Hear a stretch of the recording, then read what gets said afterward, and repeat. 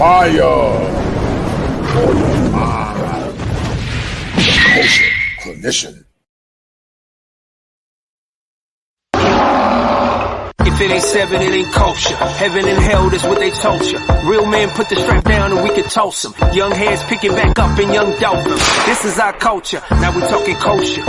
Clinician, masculinity issues. Absent fathers who miss you. Mama drama don't kiss you. All a part of the ritual. This is how they get you. Separate the men, women, clipping babies pretend to. Damn.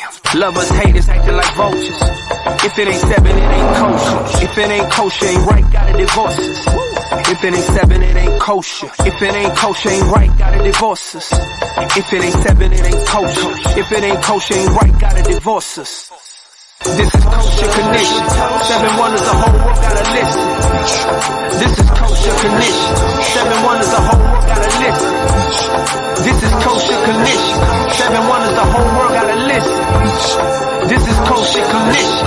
Seven wonders, the whole world gotta listen. Listen. Listen.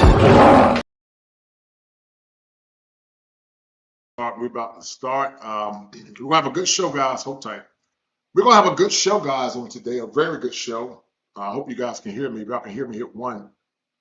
And we're gonna have a great show on today. I look forward to this conversation with Maggie, the substitute teacher, but also with Luke Hazley. Her and Maggie both are the personification of wisdom, but also old school femininity, something that's been faltering in modern times. I've always said that a woman and her femininity is something I said in the past. I call it a feminine oscillator. An oscillator is like a fan. You know, when you think about a fan, you think about the oscillation, it's wind. And when the fragrance of femininity is sprayed upon a man, what it does, it grounds him, it centers him, it inspires him, and it pushes him to excellence. We're going to look at what happens when a man falls in love, and we're going to look at the dangers of love in a time when men that fall in love are often forsaken. So without further ado, we're going to have a powerful show, guys. I got Maggie, the substitute teacher in the house, old school Gen X stand-up. And I got the talented Luke Hazley in the house, a good friend of mine. It's a pleasure to have you guys in the house. Two beautiful young ladies that I respect highly. They're trying to get the conversation moving forward in a time when not only heteronormative masculinity is under attack, but striving to be feminine is also under attack, as so many women are becoming saboteurs of their own ignorance. So without further ado, Maggie, introduce yourself, and then we'll go to my friend Luke Hazley, and we're going to have a very important conversation. Well, hello and good evening, everyone. Hello, Yes, ma'am. Edition, and hello, Lucy. Good to see you. For anybody who doesn't know, I'm Maggie, the substitute teacher. I make food and femininity content. I always like to say I'm just a mom on the internet, but I am passionate about marriage and family, and I believe that femininity is our superpower, and that's what Lucy and I have done consistently for several years. Now we're taking a step back, but I'm happy to be here. Yes, ma'am. All right. So Lou, introduce yourself there, and tell the people who you are and what you're about. Hi, Maggie. Hi, Kosher. Thank you for having me here. Yes. Maggie and I met, I think it was through Kevin Samuels.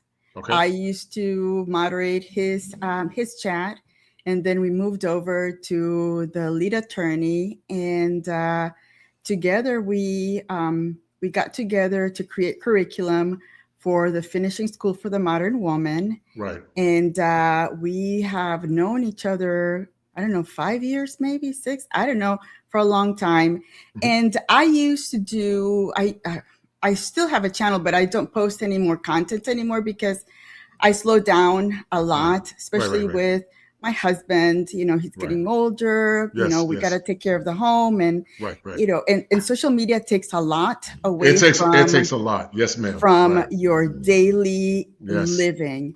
Yes. So I'm here just to put a little bit, again, a little drop in the bucket to see if we can start getting back to basics in society, because society at this time is not looking good. It's not looking good at all. And, you know, I'm glad you said that because I am a content creator, but I'm also a licensed therapist.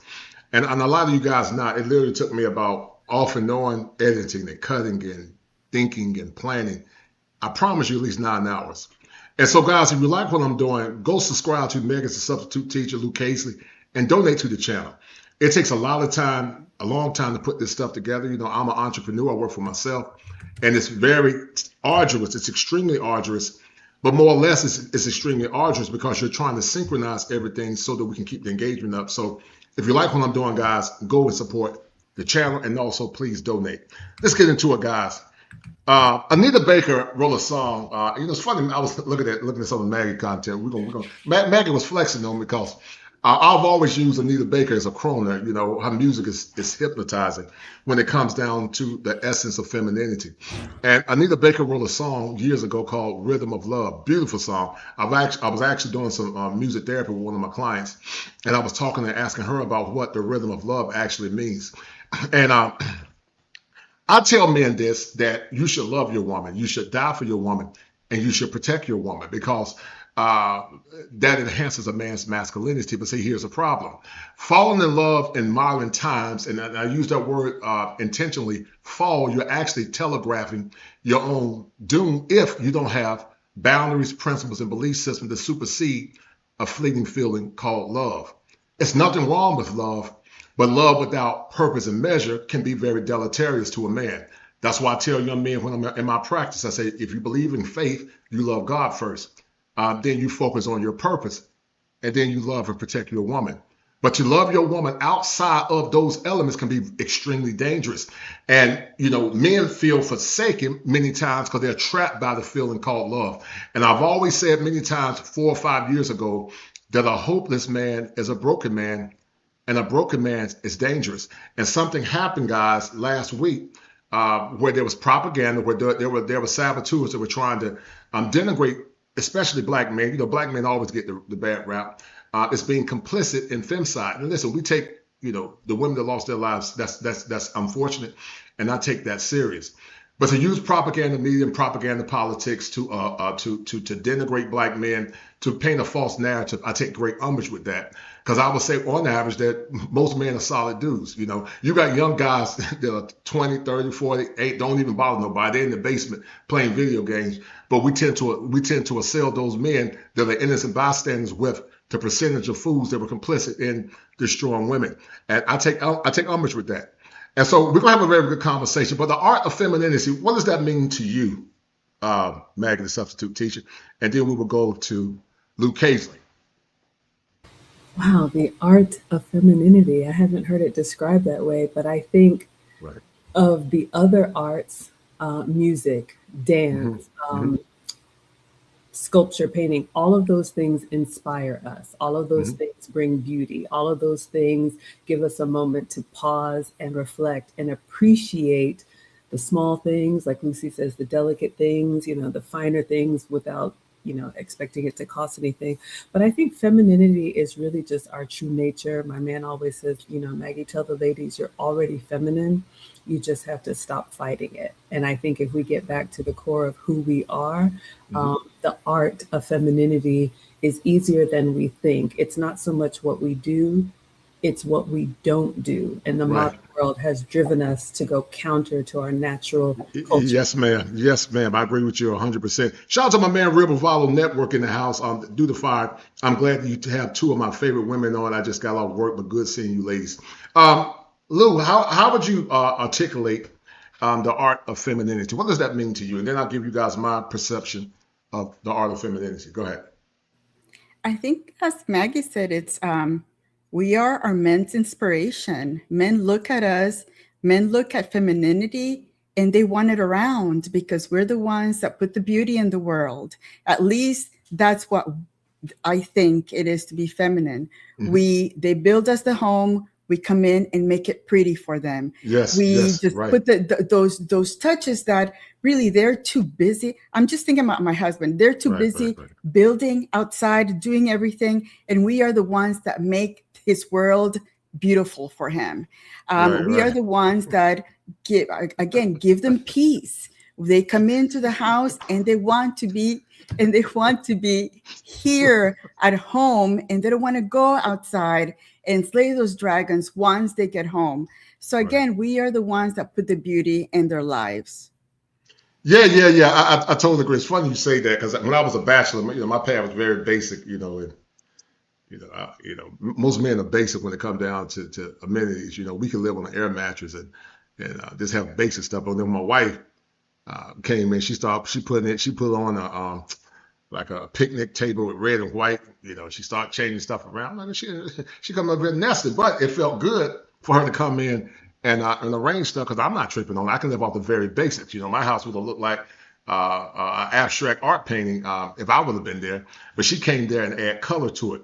And so I'm gonna say that the art of femininity to me is a woman that has not only emotional intelligence, because a lot of times we think that women tend to have emotional intelligence, and I would argue that most women are not centered and grounded enough to personify emotional intelligence.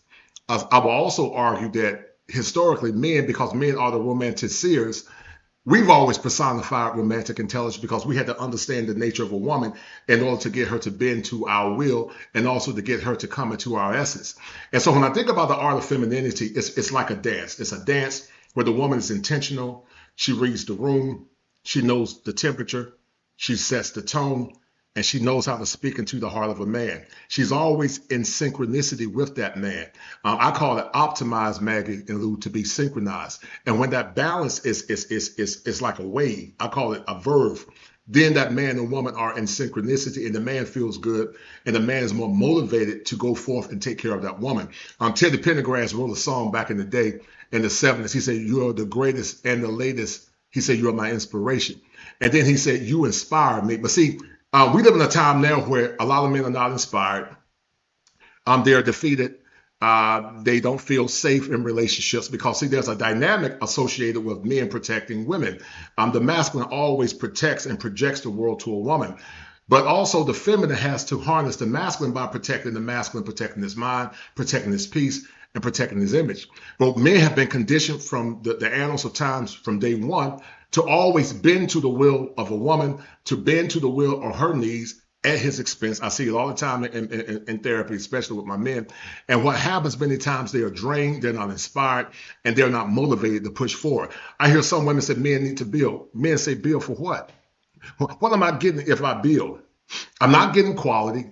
I'm not getting somebody that understands her role, not understanding that, men and women are equal in human essence, but we're not equal in role and design. We were designed to do different things. There are things that women have that supersede men, but there are things that men have that supersede women. But when those two complements come together, we have what's called soul fusion. And so the world that we live in now always tell men to always give, but they're not giving men nothing in return. The OJ's wrote a song, Maggie and Lou, back in the day, said you got to give the people. You got to give the people what they want. And so until the modern woman gives the man what he wants, there can never be the love fusion. And I tell men to stand on business, stand on boundaries, never waver in their convictions as men, demand what they want in a relationship, and be ready to give it to that woman if she's ready and she's a willing participant to receive the beauty of love. How would you respond to that? Is that one for me? Yeah, yes, ma'am. How would you respond to that? I know I said a lot. Yeah, that was a lot. I don't know if you had a specific question or if you wanted just my thoughts on what you Yeah, said. yeah. That's your thoughts on what I said. Yes, ma'am. Uh-huh. I do agree that men and women, I say often, we're not equal. We're equal in value, but very different. And those differences, like you said, are the roles that we provide in a relationship, and Right. both are necessary. And I love what you said about how your wife spruced up Oh your yeah. your first place. And I saw in the comments, and Lucy and I have talked about this. Most men would be okay with the studio Oh yeah. apartment, We were okay with the studio apartment. Right. beater pickup truck, and just living, their life. And women, we have to realize that all of the extra that men do is for our benefit. It's for Hmm. our comfort. They Yes. don't need all of the finer things in life. So when we appreciate that, like you said, we can turn a house into a home. We can turn ingredients into a meal. We can turn a simple gathering into something memorable. Those are all of the things that femininity can do. The one thing I wouldn't disagree respectfully. I would just say, you did say at the end, men need to demand what they want. Hmm. I understand and I don't disagree. Right. However, I Right. think that escalation comes from men allowing women to go on with bad behavior for too long. Yes, I agree with you 100%. You're right. So in my case, I agree. Mr. President, he sat me down on the Hmm. second date and told Yes, me, ma'am. this is what I'm going to do for you. This is Yes. the timeline I'm working with. Yes. These are Right. my Right. expectations. Do you Yes. accept? And when you Yes. have that certainty in the beginning, you're Hmm. both just walking out what was already the plan. Right. So there really is no debate or arguing or I thought, well, you said. A lot of that goes away. I think that's part of the problem that we have in relationships now. So that was my only counter, if you will. Right. But I Right. agree. Right. Mhm. Oh, no, no, no, no. You're 100% correct. Frederick Douglass once said, Maggot, that power never conceded to nothing without a struggle. It never have and it never will. And I do believe that you have to set the groundwork from day one.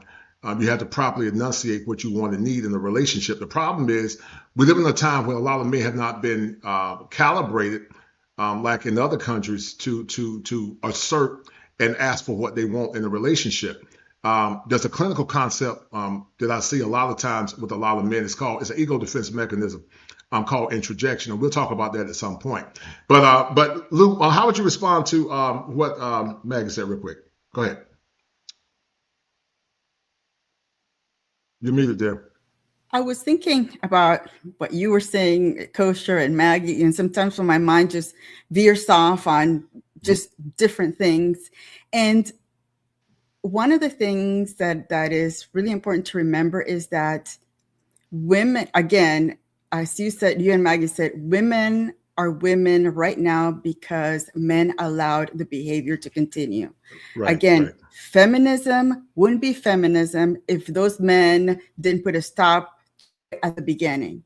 So Yes, right, again, we have, as women, we have the capacity or the ability to just blend into things and make them great or right, make them worse.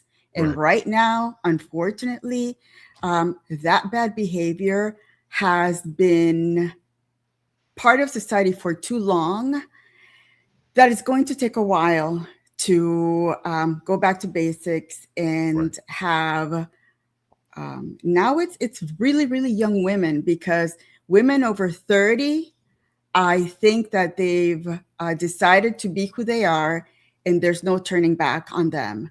Right. But we will start with the younger generation and start maybe with the basics, manners, just being polite, just accepting that there is authority in the world, and we can't just talk back to people that have authority over us. Again, we have allowed that to happen to this point, and now it's out of control. It's out of control. But I love what you and Maggie said. Maggie, you are correct, and I'm glad that you and Mr. President had that very pointed conversation. But let me add a little bit of insight from a clinical perspective. Human beings are what I call trichotomous. That's a very what can I call it? A GRE word. It's an offshoot of a dichotomy. Human beings are soul, mind, body, and spirit. And so this is what happens when you get socialized to see yourself not within the framework of masculinity. It takes time to break that conditioning. Now, in theory, you're correct. Men should stand up and say, no, men are beginning to speak up now. But when you've been socialized for so many years to see things through the lens of your mother, to see things through the lens of women, to see things through the lens of the approval of your mother and women, then you can't, it's hard to break that kind of conditioning. I'll give you guys an example. I have three sisters. One passed away. My mom died last year. I love my mom. I think about her all the time. I miss her. Uh, but I said, hold up, something is wrong with this picture. My masculine alarm kept coming on because I always tried to see things through the lens of understanding. Don't get me wrong. I'm not saying not to understand mom and women, but it was to the point where I was compromising my masculinity for the approval of what they wanted and doing while indignifying myself. And what I'm saying is that true heteronormative masculinity doesn't do that. What it does is speaks truth to power, it says what it means. It does it respectfully, because see, there's a difference between a good man and a nice guy. A nice guy is just a facade. He's an avatar. It's not who he really is. He does it for the approval of women. And what happens when things don't go right, then he lash out because he's not getting his needs met. But he's done that because he's been conditioned to respond a certain way for the approval of a woman. What I tell men is that to stand firm, stand free, say what you want to say, respect your woman, but don't waver in your convictions. Come up with core boundaries and value systems, and let your value system be the anchor to what your values are. The problem is so many young men have not been uh, uh, uh, given the opportunity to do that. And so when you've been psychologically conditioned to see things through the lens of affirmation and appeasement of women, then you become a victim of your own ignorance. So it's important for us to get back to that, but this is what I think. I think this issue that we have now is spiritual. I like what you said, Megan, when I was looking at some of your commentary. I don't see it getting any better in our lifetime. It's not because I'm being nihilistic, but I'm being very pragmatic and also being highly realistic. The great teacher Jesus said, you can't take new wine and put it into old wineskin. Then he said, if God builds the house, if God doesn't build the house, then the labor he builds it in vain.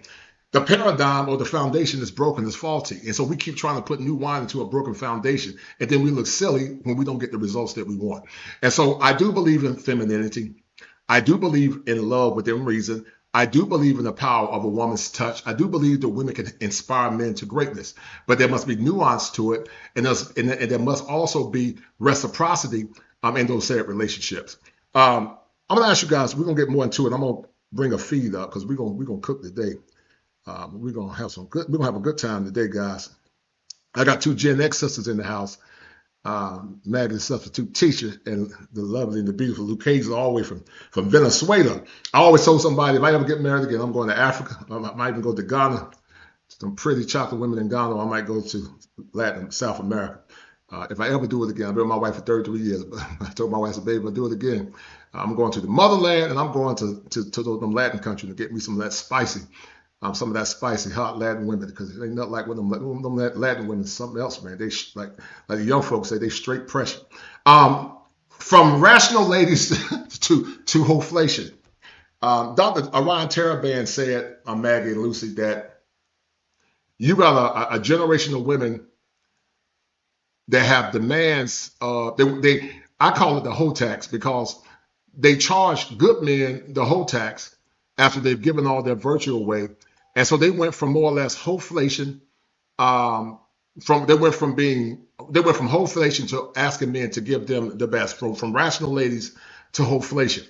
And years ago, Maggie, I heard what you said about your parents, your progeny. It was inspiring to hear that your mom is a PhD, your dad is a PhD, but your mom still said that, I love my man and I'm gonna go perform duty. People don't like that word duty, because duty sounds like servitude, but what they don't understand is that men and women serve one another. It's just different. We serve in different forms, but the word husbandry actually means to serve. But see, only in America do we have these convoluted conversations that, it's a term that I created called schema afflictions. And schemas are tied to core beliefs and not predicated in reality. And so these schemas keep women gridlocked into what's called arrested development, because anytime they see any man masculated to a man desires, it's always predicated in fear. And many times it's predicated in the term that I created called vicarious trauma by proxy, meaning they live through vicariously the traumas of their mothers, their sisters, and other women. They want to keep them in bondage because they're not willing to look at themselves and say, what can I do to change? Now, I'm going to ask you guys a question. You guys evolve. You guys evolve to become cogent, beautiful women, and you guys understand the power of femininity. When did you come to your evolution, Maggie, about evolving as a feminine woman, and how did that add value to your life? Okay, so I have always been the one to fall on my sword and tell on myself and say I Yes, am a reformed modern woman. I You respect it. Right, right, right, Even though I had a very traditional upbringing, and I'm right, grateful for that, because I was able to course correct because I had the foundation. right. However, whether it was college or corporate America, like you said, we are socialized to believe that anything you can do, I can do better. Yes, ma'am. Right, right, When girls are raised up now, it's almost like your feminine traits are a weakness. Anything that what we now know is an asset, we're kind of taught to, shove it down and be just like one of the boys. So to answer your question, I married my college sweetheart together for 18 years, married for 10 years, two boys. But I admit that I was competitive. I Right. was Right. ambitious. I Right. still have a lot of that, but I've Mm-hmm. learned that it Mm-hmm. doesn't get me where I want to go. And Right. so, Right. Right. unfortunately, the marriage did end in divorce. And for Mm-hmm. me, that was very humbling because I'm Mm-hmm. one of those people that Mm-hmm. usually what I work hard at, I succeed. And so that was a big check to my ego to have a failed marriage. Luckily, we co parent really well. You know, the boys are now 16 and 18, but life brought me back to someone from my childhood, Mr. President. Mr. And President. like Right. I said, he sat me down, but not only that, I was able to see the caliber of man that he is and tell myself if I don't want to repeat this mistake and I want to be around where he's going, with or without me, Mm-hmm. I need to change. And Yes. so I started making some changes. I mean, you know about the finishing school. I enrolled myself, but the long and short of it, and what I tell women, I think we try to overcomplicate it. If your man compliments you on something, do more of that. And Right. if he says, I don't like this, don't do it again. It's Right. really not that difficult. And so I Right. noticed when I was softer, when my communication was better, when I was more patient and less impulsive, he would respond well to that. And so Yes. it's Right. really Right. EQ of reading the Right. room. But I Mm-hmm. do think we just blow past stuff, or maybe our pride Mm-hmm. is like, I don't care, this is just me. But that's Right. not going to get you the outcome that you want when Yes, you're at ma'am. that age. Yes, ma'am. Lou, how would you respond to that, dear? And before you respond, shout out to my man Tip Network in the house. I got nothing but love and respect for that brother. He said, allow me to respectfully to donate to a great channel with two classy ladies. True indeed. Go ahead, Lou. How would you respond to that? Unfortunately, in the Western world, we women, we tend to do what other women do. So when it comes to that, appreciating femininity, if you're in a group of women that, the rest of the women tell you, oh, that is, you don't do that anymore. That's old school. They shame you for being Yes. girly. They shame you Yes. for Yes. for wanting to have that, going back to basics, the nuclear family, thinking about a husband and how you're going to have babies and a family. They shame you for it. They tell you you have all this time in the world, and you can have a family later on in life. And now you see all these young women that could have had a husband from in their 20s. Now they're in their mid 30s. Right. Now they want someone right away. It doesn't matter who, because their clock is ticking, Clock and is they ticking. want to have that family in a matter of a year or two. When they were in their 20s, they probably had two or three really um, great men that were Yes. Yes. good options, and Yes, they let ma'am. it by because they were They let either it by. told by their family members, Right. their colleges, movies, and the environment, society, that they still had time to do whatever they wanted to do when they were 20 in their 30s. Yes, yes, and one of the greatest, Meg. I know you got a son, and I've seen some. He's a valiant young man, and I know you're proud of him. And I believe young men like your son and other young men that made good choices, they deserve to get the best of the best of the best of the best of women. I'm raising my daughters to be virtuous women. I got a daughter in college. She'll be an upcoming senior. I got my little, I call her my little princess fairy. She's 16. She's a beautiful young lady, very extremely feminine, very soft spoken.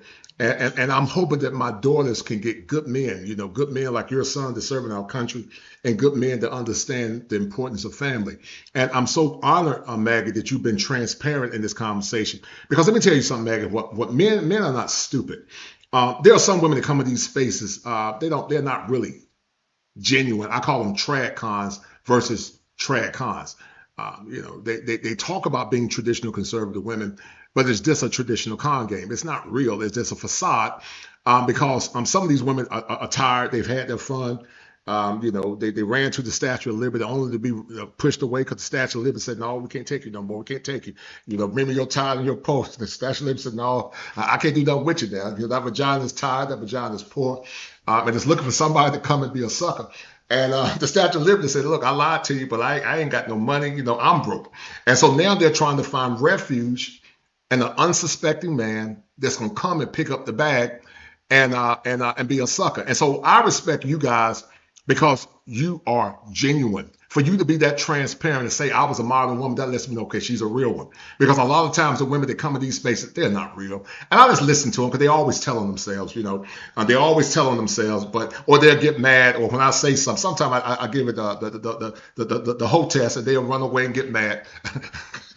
Don't come back again. But I've always said, if it's not you, then why take it personal? I'm not talking about you. When people call me dusty and broke, I'm not dusty and broke. I'm a 5-star recruit. I'm highly educated. I'm Ivy League educated. I went to the University of North Carolina, Chapel Hill. I've studied hard. I worked very hard. I worked like a dog to get to where I'm at. So, you know, so I don't get upset when women call men dusty because I know I'm not dusty. But they think that by trying to perform a certain way, they can maneuver themselves, which is highly manipulative and pathological, to convince men that they're changed. But they're not really changed, because a lot of times once they get that ring, hold tight, y'all gonna laugh at this. Once they get that ring, that smiggle comes out. You know, they act like they sweet and special, but when once they get that ring, Mag and Lou, the mask comes off. Hold on, let me see if I can find smiggle. The mask comes off. You know, you thought you had something virtuous and sweet, but that mask start coming off, because you know what? You can't be faithful for so long. You can't be faithful for so long, and then the mask comes off, and that man thought he had something virtuous. He really didn't have anything at all. So hold tight, hold tight. I told them the other night is trigger. Once you trigger them, the mask gonna come off. You know, the mask gonna come off. Yes, ma'am. I've seen it. We've seen it. We've seen it. I've seen it. I've seen it. All you have to do is trigger them, and the real them will come out. The real them will come out. You're right. Out the door. They'll start talking about your little ping. They'll start cussing. Right. Wow, you know, it's gone. Salvation gone. She no longer a church person. She don't forgot about her call as a pastor because she cuss you out now. It is a real thing. It is a real thing. Yeah. Or these things still therapists.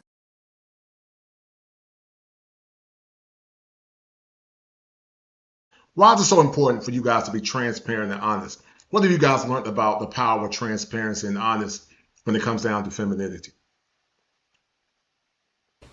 Okay, so if that's for me, I think if your morals and if honesty is part of your moral and value, just the fabric of who you are, it's going to be hard not to be transparent. Right. Lucy and I have both extended grace to women who come into our spaces, and then we realize, oh, okay, you just wanted to be around these caliber of women, but you really didn't have any intention on doing the work because of this work. Right. For me, I think that's the only thing that's sustainable. I know, especially in this space, you know, anybody can have a channel, anybody can have a podcast, but I believe, and we teach, that all of us have a brand. We're all leaving something behind. And for me, it's really important, especially as older women. I don't think there's any shame in saying, I've messed up, and this is how you can avoid that if you genuinely want to help. I think some people have other intentions, and they think that if they just, I don't know how I got here, I'm just unlucky in love, and kind of play this game like you didn't have any fault in why you are where you are, it makes them look better. But it's actually the opposite, because people know the human experience is success and failure. We all have gone through that. So if you don't have any area of improvement, if you don't have any feedback that you've been given that you needed to do better, if you don't have any reason why you have not been successful, I think it's a natural suspicion that people will have, and it ends up being much worse for you than if you had just been honest. And at my age, I'm not a good liar anyway. I don't have a poker face. I'm telling the truth. Either you like it or you don't. Yes, ma'am. I love it. I love it. How would you respond to what Maggie said, Lou? Go ahead, dear. It's true. You will catch a pretender. The more they speak, the more they, their what they say does not match what they do. Unfortunately, with these women in the Western world and social media, they are great at dressing up the part. But when you look behind all that pretty stuff, there's a lot of skeletons in that closet that they're trying to push in, yes, and they're right. trying to keep from coming out. So again, Western society has allowed women, especially pretty women, to avoid accountability. Yes. Okay, because she's pretty and you don't tell her those things because you're going to hurt her feelings. You're right. And unfortunately, we have taught society that hurting feelings is bad and you don't touch that. And we need to get to a point where, we got to hurt your feelings for you. We got to hurt your feelings. To maybe stand accountable for your actions is. Right. Yes, ma'am. Yes, ma'am. I want to show you guys something as we're talking about the art of femininity. And the conversation is, what happens when a soft answer turns away wrath instead of this? Most men have never heard a soft answer from their woman. I will argue, Maggie and Lou, and this is going to sound controversial. I had a conversation with Dr. Helen Smith. She wrote the book Men on Strike. And his side, shout out to Dr. Helen Smith, somebody that I respect highly. But I said something that was very profound, but also maybe shocking. And, I know that, I know Mag is an intellectual and Lou is also as well. You guys are intellectuals. But I said that most men have never had an orgasm. They said, well, people look, no, what do you mean? Oh, no, most men have never had an orgasm. And what I mean by that, I'm not talking about a physical orgasm, because most men have had that. But they've never had a mental orgasm. They've never had that soft, feminine woman that speaks life into them. And I'm going to tell you something, guys. It's so powerful that when men travel abroad, they become extremely emotional, because they've never had that mental orgasm from a woman that's soft and kind, and she's concerned about his needs, and she's vibrant and she's soft, and she's willing to say, I'm sorry for my bad behavior. She's willing to do it. And most men have never seen that. I'm going to show you guys something, because I do believe that men are the original romanticeers. I do believe that men have been conditioned to give women something called Eros love. And so I'm going to play this real quick, and then we're going to get deep back into a whole time. Romanticism is a movement in the arts and literature that originated in the late 18th century, emphasizing inspiration, subjectivity, and the primacy of the individual. Romanticism, also defined in the dictionary, is the state or quality of being romantic. But something has begun to happen in these modern times in the Western world, where many men feel that marriage is not a viable commodity for most modern men. In the past, when you go back to the 60s, you had groups like the Temptations. You had groups like Sam Cooke. You had groups like the Stylistics. You had groups like Harold Melvin and the Blue Notes. You had groups like Blue Magic, and all the other romantic groups that were actually part of a time when love was actually in the air, and the women actually responded to or acquiesced to the needs and demands of many men at that time. But now it appears that many men are frustrated with modern dating and relationships, as many men feel that modern women don't meet their demands or needs. And because modern women don't meet the demands or needs of modern men, many men are saying to themselves that marriage is no longer a viable commodity. And because marriage is no longer a viable commodity, many men have actually begun to shut down mentally. They begin to shut down socially, and they have begun to look within to find the love in the relationships that they're not getting in the current world that we live in. The question remains that in this modern world, in this modern contextual framework, is marriage a viable commodity for most modern men? Should men focus on themselves, and should men do what's best for themselves when it comes down to finding a woman of substance? Are modern women wife ready? Is romanticism and love dead? I want you guys to explore and begin to enjoy this show as we talk about the dynamics that have been impacted many modern men and women. And we're going to ask ourselves the question, if marriages are actually dead, what would be the outcomes for the future generations when it comes down to stability and community?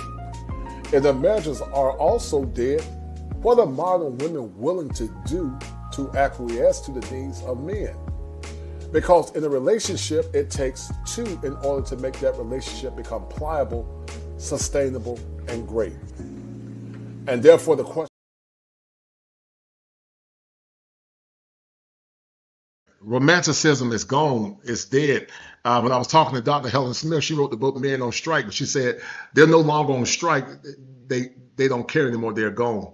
What do you think about that little clip, Maggie, real fast, and then I'll piggyback on Luke. And before you guys say something, shout out to my big sis, my little baby sis.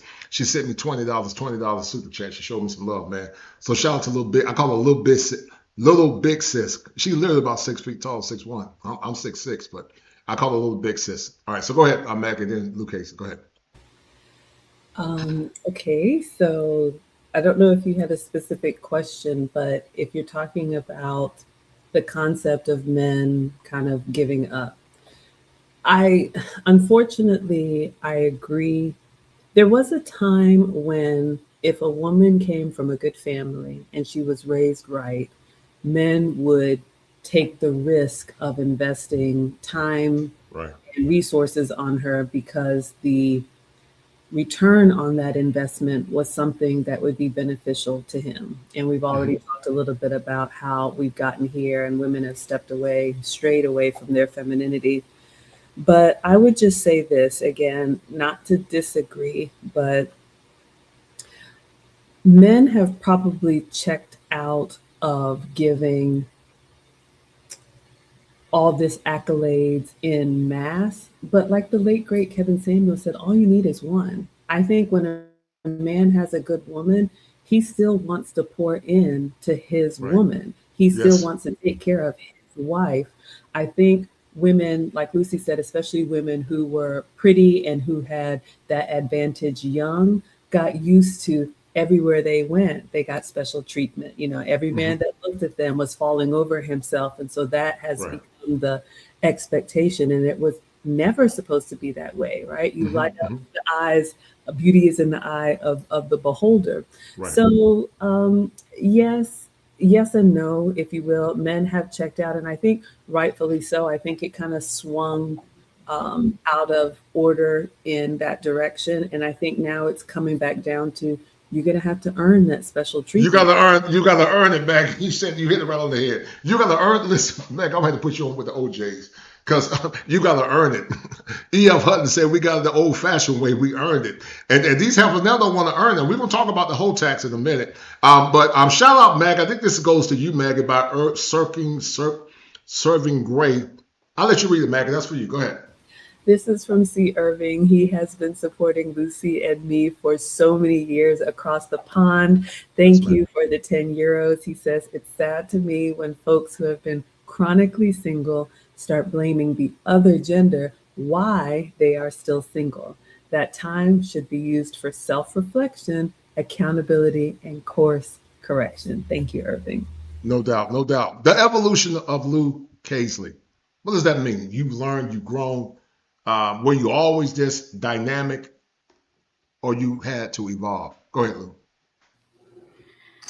That's an interesting question. I guess I've evolved when it comes to my introversion, because for the most part, I am very introverted. I never saw myself being on social media and, you know, discussing topics, sometimes controversial topics.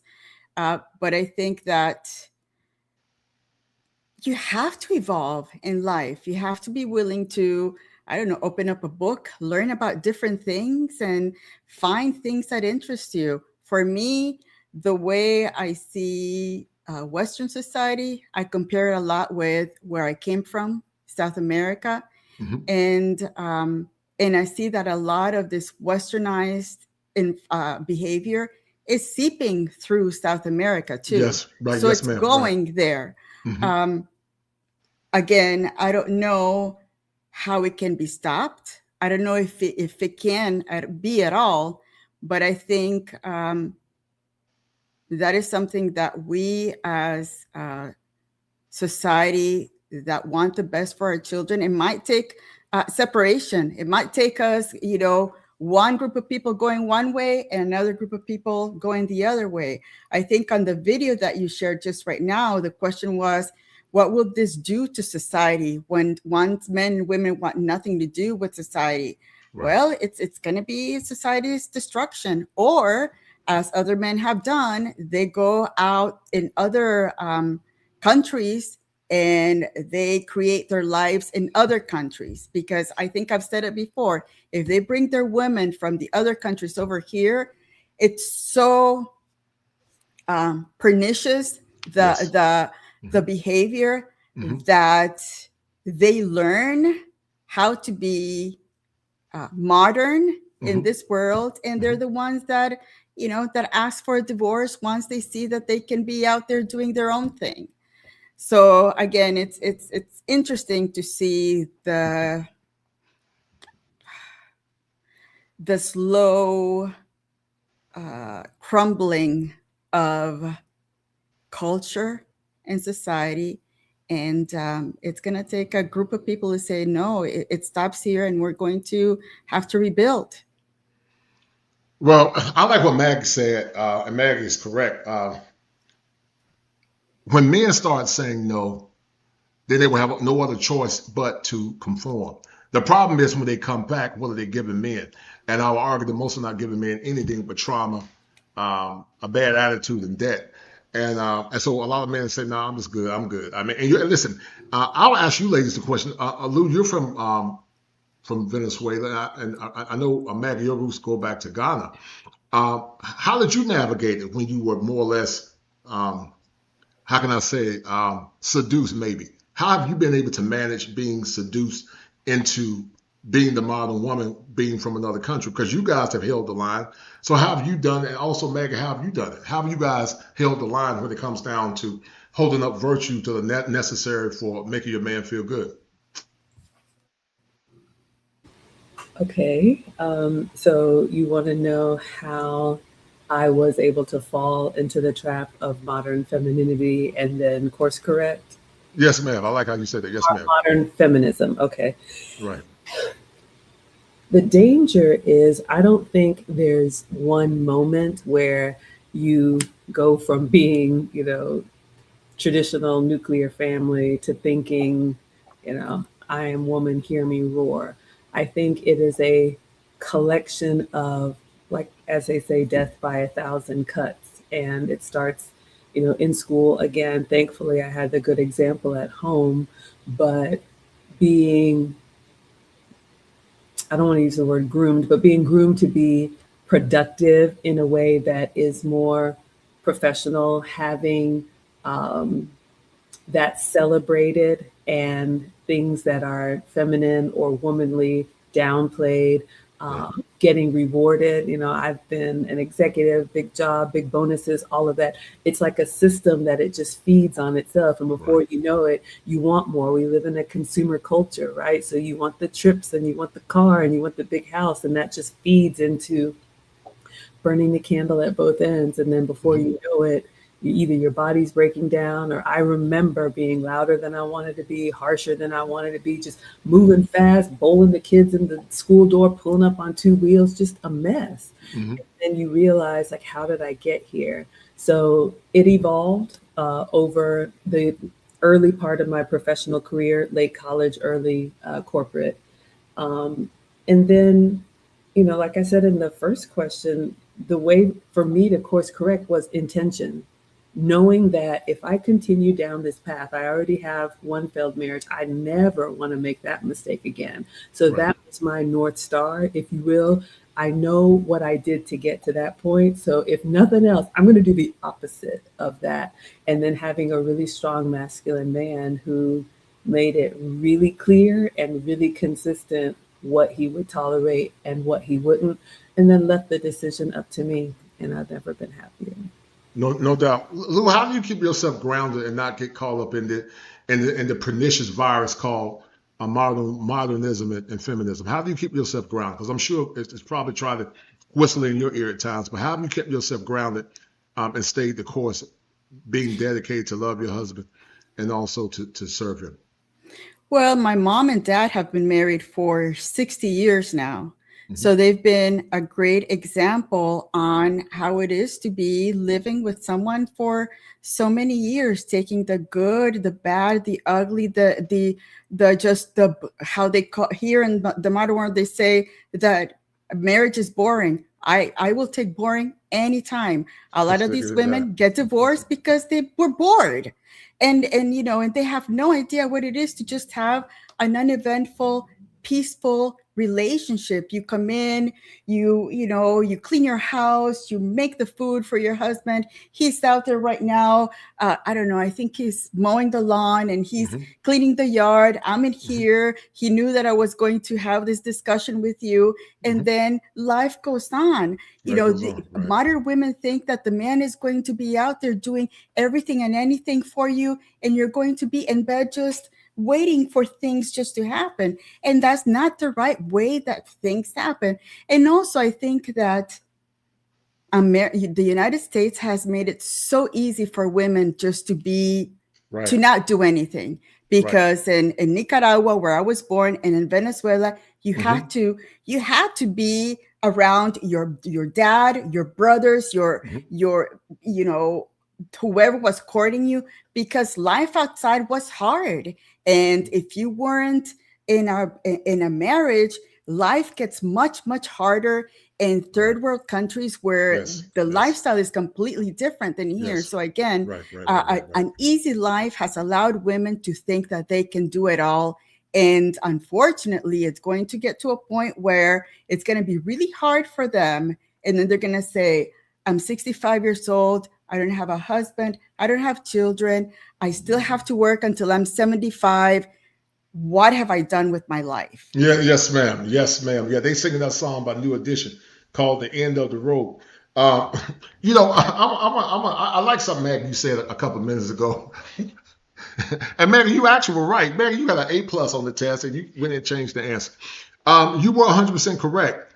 It was something about grooming, and you were right. The word bridegroom actually comes from the father grooming or teaching the daughter the mandates so that she can be prepared to be given over to her husband. That's where the word bridegroom comes from.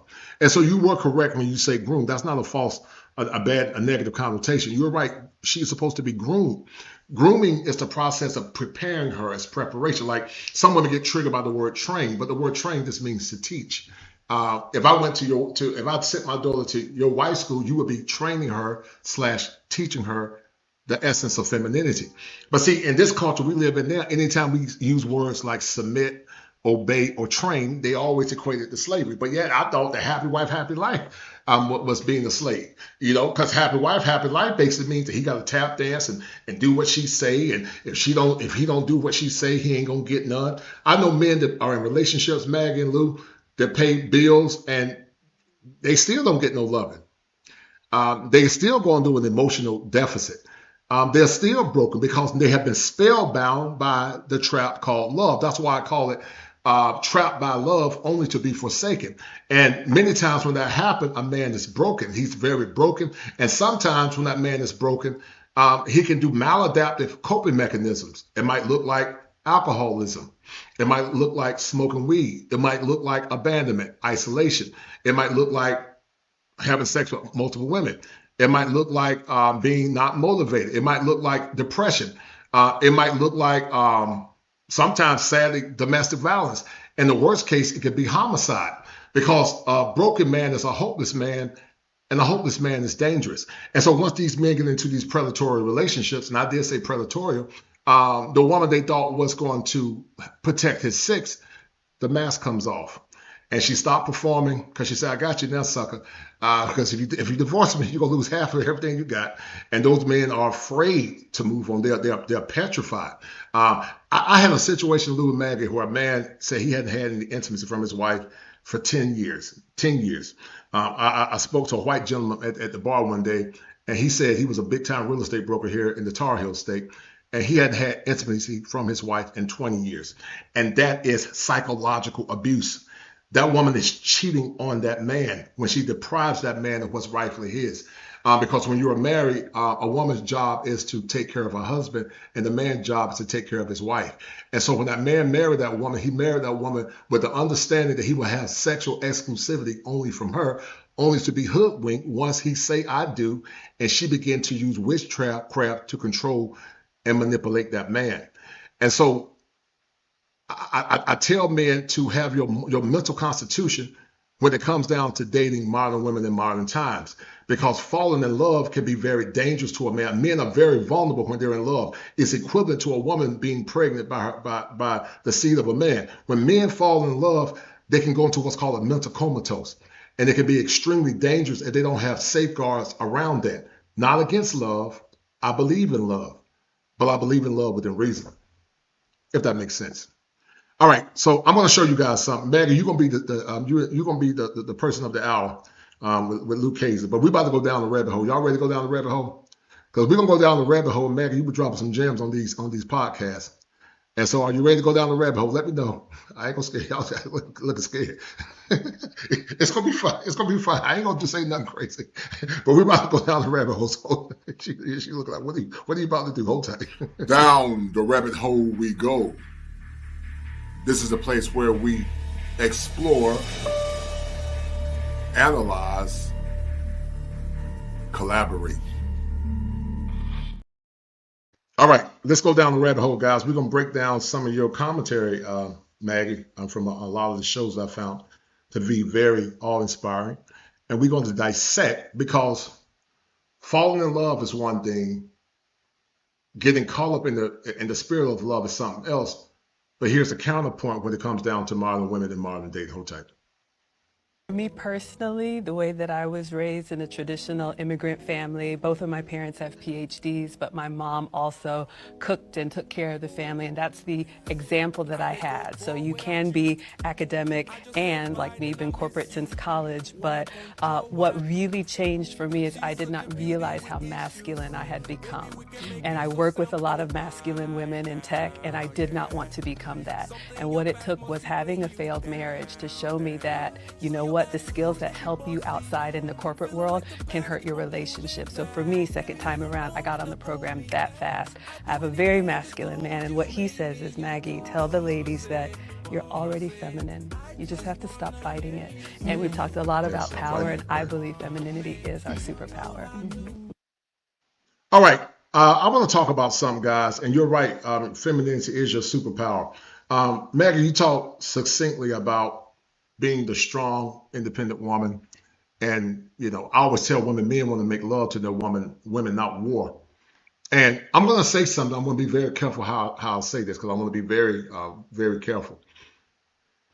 But many career women, many times, they challenge their men in relationships. And this is by no means justify what Justin Fairfax did. But I was doing some research on Justin Fairfax, and there was a lot of consternation, and what he did was horrible and horrific. But I believe that Justin Fairfax was broken. My heart goes out to the victim. Let me be real clear with that. But when he said that he could no longer work, he could no longer pay the bills anymore, and she's decided to divorce him. Now, I don't know all the ins and outs. I believe he became psychotic. I've always said, once again, that a broken man is a hopeless man, and a hopeless man is extremely dangerous. This man became dangerous. Let me tell you guys something that I've heard men tell me in practice. They said that their biggest fear is that they can't provide for their wife, and she's going to divorce him. I see you shaking your head, Luke, and also Maggie. How would you guys respond to that?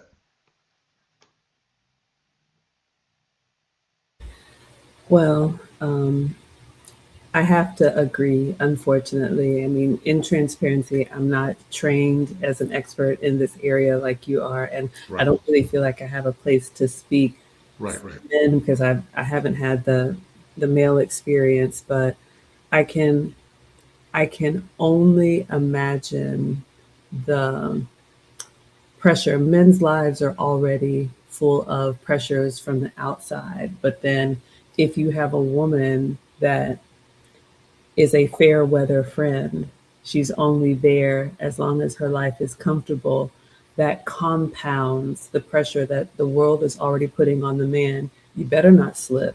You better not fall. all. I think we've seen that in some of the clips, unfortunately, even at the altar when the vows are supposed to be for better or for worse. Or for worse, right. Will say either for better and better, or they will omit that part of the vows, which it's not funny. It has to be terrifying. If we have a good man and we've chosen wisely, we have to know that he is doing everything in his power to right whatever is wrong, and to either threaten him, either explicitly or implicitly have him believe that he could lose everything if he doesn't keep this thing going. I think it's tragic, and I'm very saddened by it. Yeah, I'm saddened by it too, and I was very distraught when I heard it, and that's not to minimize what happened to those ladies. Lou, I saw you shaking your head. I want you to articulate what you were thinking, please. It is heartbreaking because, unfortunately, if that man would have had that ride or die woman next to him to say, hey, baby, it's okay. You know what? Let's sell the house. Let's see if we can figure it out together. I will get another job while you're trying to do maybe, open up a channel. I will be working out there while you're trying to restart your life over here. That's where our feminine instinct and our, that's the beauty in us, to motivate our guy to keep going. It really doesn't matter. We can sell the house, we can sell the cars, we can live in a box. As long as we're together, that's all that matters.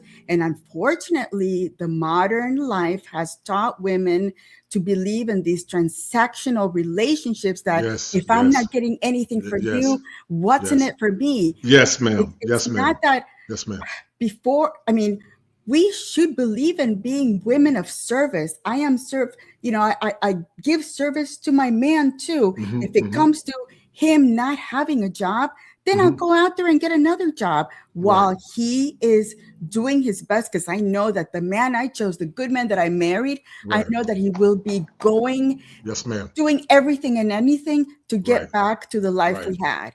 So again, it's really unfortunately, it's tragic. And that is an example of, for us to take a step back and say, what went wrong over here? What really happened? And what happens a lot of times, Lou and Mag, is that a lot of these boys have never seen masculinity. Some of these men have always lived for the validation of the women in their lives, their mothers, their sisters, and everybody else. They've never lived for themselves. And the thought of their women abandoning them, it's equivalent to post-traumatic stress, I will argue. Even if it's not 100% full-blown PTSD, it could be other stress-related disorder, some of that ilk, or PTSD unspecified, because it doesn't meet the duration or the criteria. I believe that this man was going through some vestiges of PTSD. I think he was broken. And, of course, the armchair therapist would say this leave. Well, listen, let's say if he did leave. He should have left. He shouldn't have taken that woman's life. My heart goes out to Dr. Serena Fairfax. But let's say if he does leave, when he come back, he's still in the situation because the woman that he was with, she said that she didn't want to be poor anymore. And she was going to take his kids, and he couldn't provide anymore. He was a lawyer. He couldn't earn money for the last couple of years. And when men are in those very precarious circumstances and situations, a lot of times women judge their husbands based on their ability to provide. And so when that man can't provide no more, and that man and that woman's mind, you're not good anymore. I'm gonna go for somebody gonna get the bag. And so that man just said, I love that woman, because see, love is a very strange emotion for men. When men love, we love hard. When we love, we're extremely vulnerable, because most men have to be in that masculine logic. Just like when a woman gets impregnated by a man, that's highly illogical to put your body through that kind of pain and risk. But that's what love does to a woman. When a woman is in love with a man, she's willing to put her body through a bunch of pain and risk. But when a man is in love with a woman, he's willing to put his mind and body through the arduous process of being the provider. But once he does that, now he's locked in. But now when that woman decides to leave him, it can be highly chaotic, and we don't give grace, and we don't understand what men are going through in those moments when they are broken. We just assail false idioms and false stereotypes to those men, and those men continue to go into the perpetual cycle of isolation. Because once again, a hopeless man is a broken man is a hopeless man, and a man that's hopeless is dangerous. When men are isolated to the people that say leave, That's when he's most dangerous because he doesn't have a cadre of masculine men around him to corral him in his brokenness. Back in the old times when men would go off to war, men would fight and we would have manhood conversation. We had the barbershops, but now men can't even have the barbershops no more because the women in the barbershops, when we go off to war, we go hunt, men would go around the campfire and we would talk about man-ish. But now they don't have the power to do it. And so it never justifies what happened. My heart goes out to that woman. But I think we got to start hearing and understand male mental health, what it means, and give men some grace and give men some dignity. I want to finish playing this real quick. Maggie, with some of these clips that I took a lot of time to create. And guys, look, do me a favor. It took a lot of time to put this stuff together. So please support the channel. Please show some love. Hold on. All right. This is what we talked about earlier, Maggie and Lou. Masculine, feminine in harmony. Stronger together, unstoppable also together. Masculine energy protects, leads, provides, and builds. Feminine energy nurtures, inspires, heals, and elevates. What are some of the things you ladies talk about in the wife school that you and Lou were actually doing together to personify these characteristics in femininity? Okay, so feminine energy with nurturing, I think we talked a little bit about it, but I would ask ladies to ask yourselves, how do you add value? How do you make things better? How do you give him a soft place to land? Men are not looking for what they already have. So how are you able to take, if it's resources or anything that he's giving you, and grow that, whether it's a family, whether it's a home, how do you nurture and support him? With inspiration, we talked about that. I think a lot of women get it wrong with femininity. I often tell students, I want you to do less and be more. And like we said, the modern world has us running around doing everything and nothing at the same time because it's just about productivity. So you can, get the next bag or shoes or car or high rise or whatever. But inspiration to me is really about our presence. And it's not just sitting back and doing nothing, like Lucy said, but having that EQ, that emotional intelligence to see when your man is maybe a little bit more pensive, to offer, what do you need from me? Is there anything I can do? Sometimes it's just being there and sitting next to him and saying nothing. Sometimes it's making his favorite meal. Sometimes it's just encouraging him when he's doubting himself. I think a lot of times women miss that men, the masculine men that we want, are often their biggest critic. Healing, I think, as a mom, as a wife, we kiss the boo-boos. We just heal in a way that, for me, it is not tearing down. So it is the opposite of that. So when you are in interaction with your husband, with your friends, with your family, do you leave people better than you found them? Right. Grateful or better off having spent time with you? Or when you leave the room, is it, my God, please make it stop. I thought she would never leave. So again, that takes a certain amount of awareness that a lot of times modern women don't have. And then, the elevating is the men are going to do the work. They're built for it. They have the built for it, right? But do we allow him to do the building and not second guess everything, not have to add on or pile on or, have him run things by you? Do you allow him to create something and the both of you will rise together? So just some initial thoughts based on the slide. Go ahead, Lou. How would you respond to that? How would you respond to it? Go ahead. I also think it starts with what type of men that you are dating. I mean, if you're dating men that have no character, then you're going to wind up with a chaotic life. You have to do your due diligence on that first, second, and third date. Listen to what he says on those discussions. There are always red flags, and there are green flags when you're hearing the man, looking, 5 years from now, what he plans to do with his life. And then once you catch or you end up with a good character man, the nurturing, the inspiring, the healing, the elevation comes naturally. You don't have to work hard when you're with a good man. It comes, the masculine man that that will protect you, will lead you, will provide, will build for you, will take all that feminine energy out of you. You don't have to work that hard. Right. Excellent. Right. There was a song back in the 70s called "When a Man Loves a Woman." I don't know if you guys remember that song, but that's a powerful song. When men love women, we'll go to war for the woman that we love, because we understand that woman belongs to us. She is a personification of us. She helps complement that man. And when men are in love with their women, they'll give the woman the world. But most modern women don't understand that. They want to fight with their men instead of bringing war. They want to have war instead of make love. And then they wonder why they're chronically single. They come in with these stupid expectations. They think the men are supposed to acquiesce to their ludicrous whims. And then when they don't get what they want, they'll say that the man is toxic or the man lacks emotional intelligence. And I will argue that men have a high level of emotional intelligence, because it takes emotional intelligence to swoon a woman.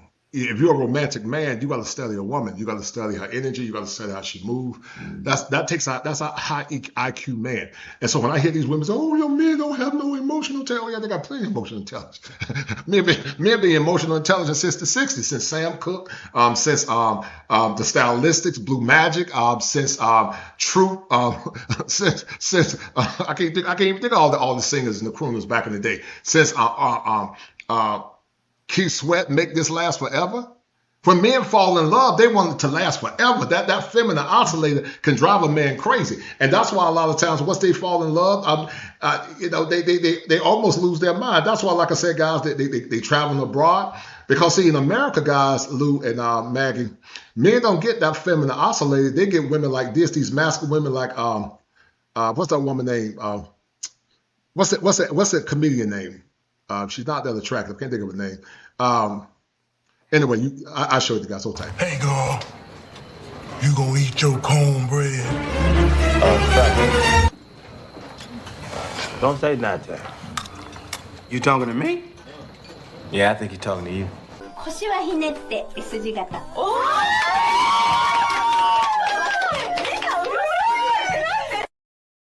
Yeah, these masculine chicks want to eat men cornbread. They'll tell you, "I'm gonna eat your cornbread." What is that comedian name? I can't think of her name. Leslie Jones. Yes, ma'am. She's extremely masculine. And so, when a man see a woman like that, soft and feminine and sweet, oh my goodness, it drives a man crazy. Now, I got another part I want to show you in Lou, because having the vulnerability to say "I'm sorry" is very powerful. I had a friend of mine, Lou, and Maggie, that said that women haven't apologized since 1990. They haven't apologized since 1980, 89, and 90. We're going to talk about the power of apology and how being apologetic to your man actually have changed to the trajectory of relationship. Let's play this clip, and we're going to talk about this song. I did put it through the copyright press, so hopefully they won't give me no press, but no problem. Hold tight.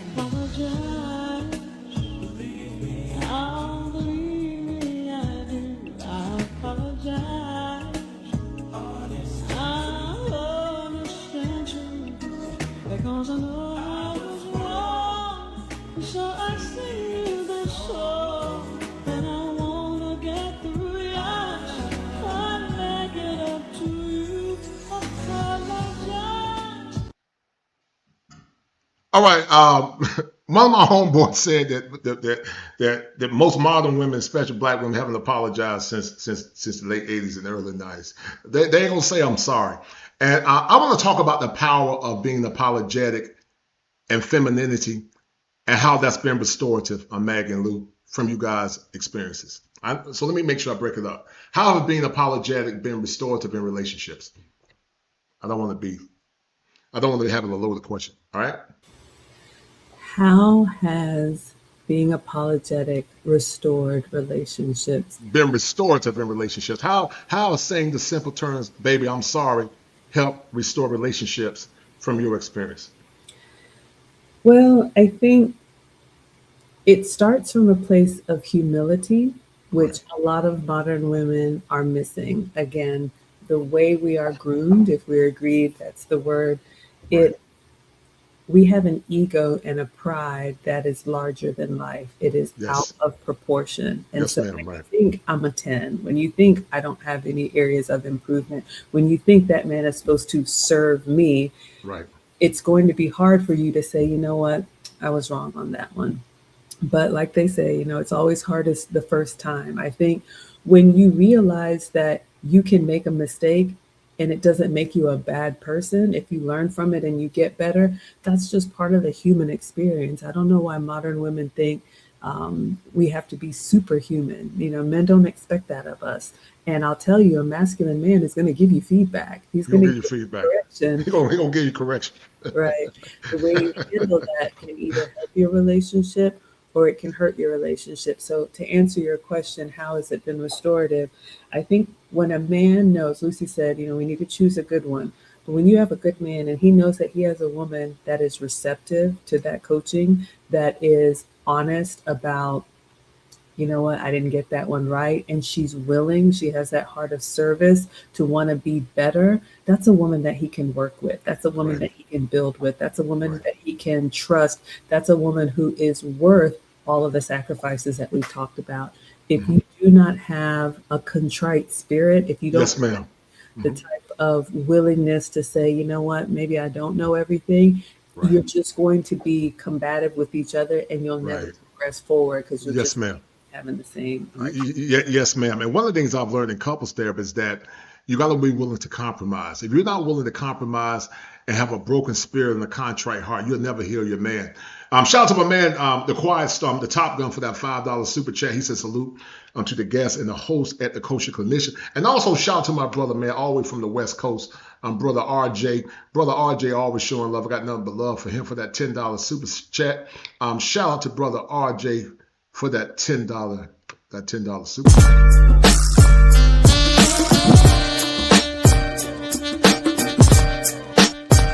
It's the money.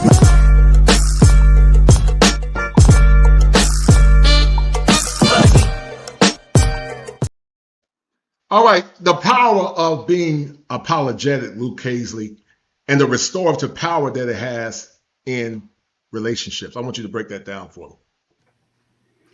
I think a relationship is based mostly out of trust, from trust. If you can apologize and say, hey, baby, I'm so sorry, I was wrong on this, Right. that builds that trust. Your husband is going to know that if you do something wrong, he's going to know that you're going to come back to him and say, yeah, I was wrong. And that's what gives him, it allows him to give you grace. Again, we women, we are a lot, and our poor husbands, they have to contend with a lot. Right. But the more they learn that we can create this storm and then come back and say, oh baby, I'm so sorry, I was thinking that we could do this, and now that you thought about it and you give me all of these points, you're right, we can't. Right. We are going to do something else. But it has to do with willing to be look inside and say, yeah, you know what? I can be wrong. I Right. can be wrong all the time. Right. And that's Right. okay.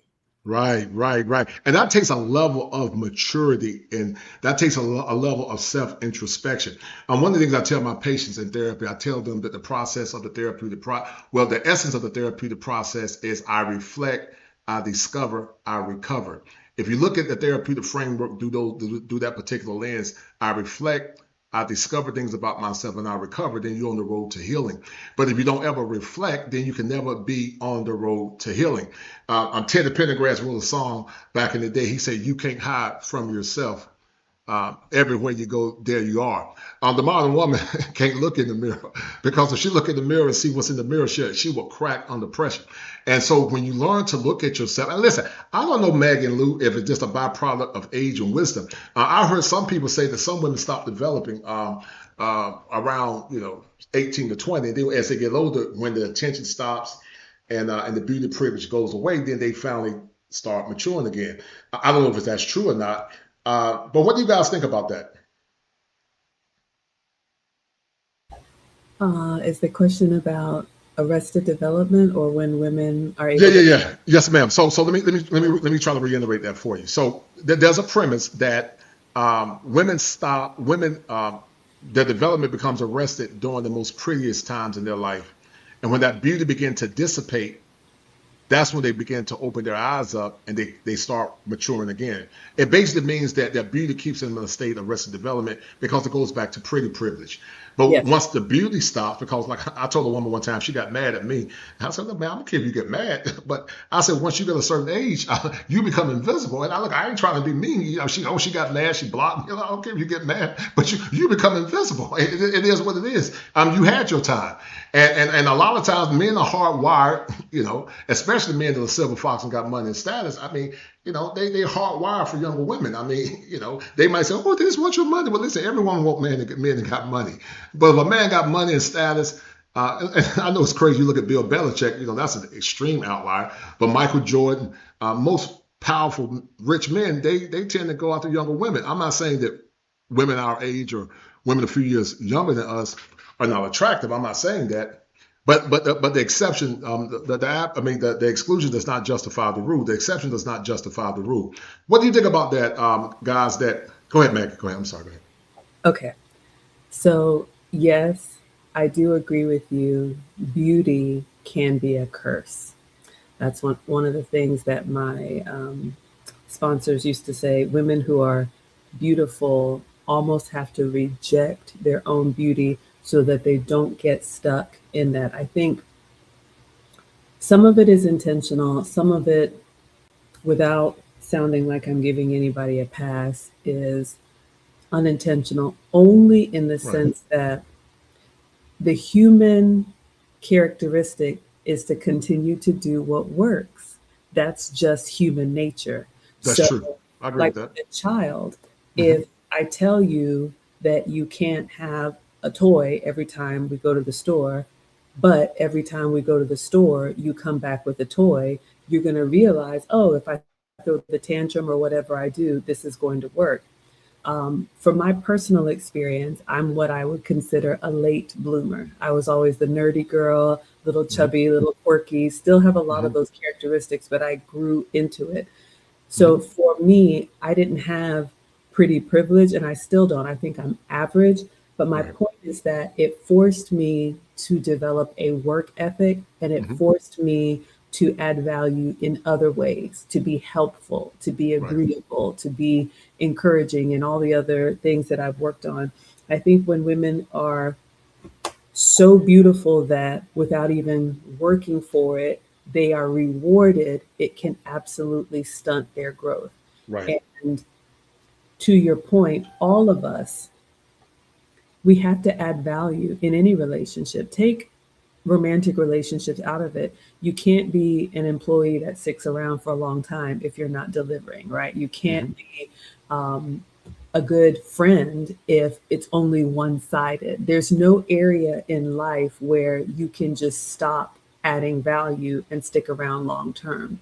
So Right. when benefits stop coming to women as they age, as we all age, Lucy and I are in the second half and happy Second to half. be Right. here.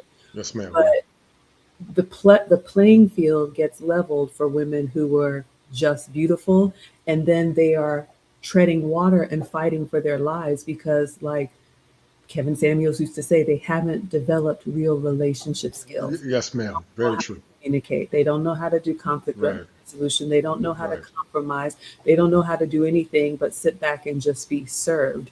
And unfortunately for them, that ship has sailed, and it's too late if they're It's too not late.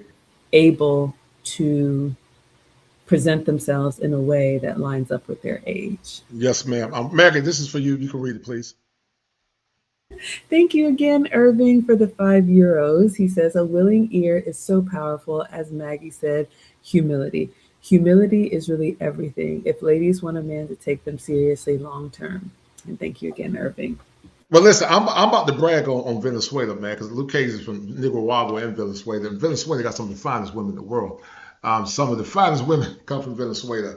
And Luke Cage is attractive now, but I know Luke Cage was not with pressure in her 20s, man. I know Luke Cage probably had every man uh, throwing flowers at her feet. Look at her be on. I know Luke Cage was not with pressure in her 20s, man. I can only imagine seeing Luke Cage in her 20s, man. Soft and feminine. But were you ever, Luke Cage, a victim of being pretty? And did that hurt your relationships in the past? Go ahead. No, I was married at my early 20s. So Mhm. again, that was my whole point. Whether, I consider myself better than average or whatever, I never thought about that. I lived my life the way I lived it. And then I met, my husband.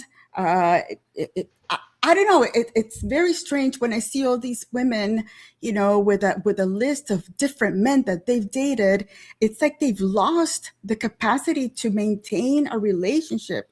Right. And you mentioned, you spoke to a person. You said that the older you become invisible, You and become I think that's invisible. by design. I Right, mean, right. at 60, I like that. we Yep, go should be ahead. Yes, ma'am. Yep. the only Right, right, visible person that should be to our husbands. Now, right. those women that have not been able to find that husband, of course, are going to think that they have the same look as they're 20 when they're 50. So their mind doesn't match their outside. And that's where it becomes really hard for them to understand that, men are not looking for that. They're looking for maybe that when you were 20 years old or 30, not at 50 with the mentality of a 20-year-old.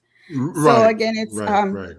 it's really interesting how women get very offended when somebody says you are invisible for the most part. And actually, no, you're not, because when you have that sweetness, when I'm an old lady now. I go Mhm. in at airports and in the plane, men carry my bag. They want to Yes, help me because they they want to help see, you. Right, this short, little old lady trying to put their thing in the airport, and they right, right. help you. So you They help really you. don't Right. become invisible. You become invisible when it comes to like the sexual part, which is, at Right. this point, trust me, you're not. So I don't know what in your mind, what you're thinking, that at 60 you still can be sexy. You can be a pretty older lady. Come on. It doesn't, Right, right, right. it's just a little crazy for me. No, no, no. I think you're right. I think it is by design to your beauty is what captures the man. What captures the man at the apex of the relationship is your beauty.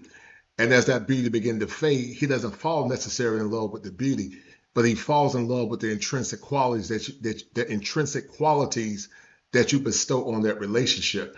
So he can still say, I still remember my baby being fine. She was so fine at 20. But you know what? I love her so much that even though she's still pretty, she's still my baby. But she might not be as fine as she was in her 20s, but she's been so kind to me. Her love and her kindness and her generosity and her dedication to me. We sit around the table playing LTD, love together in devotion.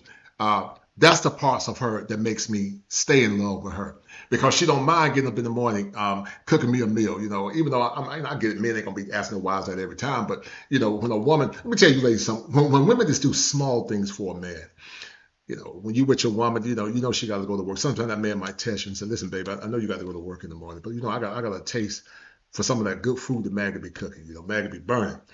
He might say, Maggie, I got a taste for some of them croquettes and some of that good cooking. I know you got to go to work, baby, in the morning, but look, do you mind cooking me something?" And that man's gonna measure how you respond to that. Now, if you say, "Look, I gotta go to work in the morning. You can't believe you asking me to cook you some breakfast in the morning. I gotta." But if you say, "You know what, baby, I'm tired. I got you." That man is gonna remember. He's gonna remember that. He's gonna remember what you did, and he's gonna take that small deed and multiply it by 10. But see, these Southern helpers now they don't understand it. They get mad, poke their mouth out, and when my wife does a kind deed for me, I remember it. And when I remember it, when we travel, I got you, baby. When they come down to get her a new kitchen, I'm gonna take care of it. I'm gonna do anything and all things necessary to make her happy because it doesn't take a lot for us. The great teachers of the Bible said that Jesus said, "If I be lifted up, I'll draw all men unto me." When women venerate men in the beauty of power and respect and civility and responsibility.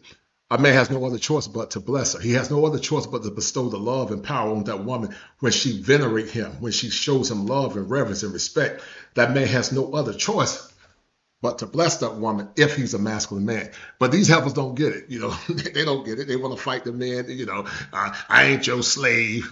And what I don't understand, Maggie and Lou, back in the day, it was normal. If let's say I saw Lou or Maggie back in the day. I'm 6'5", 6'6". Like the young folks say, I'm straight pressure. And I said, look, Lou, I need you. Look, you mind cooking me something to eat? Man, they're laughing. Women didn't mind doing it. It was normal for women to cook their man a meal back in the day. They didn't see that as onerous to cook that man a meal, to cook him a nice sandwich or cook him some food. It was just good Southern hospitality. That's how we did in the South.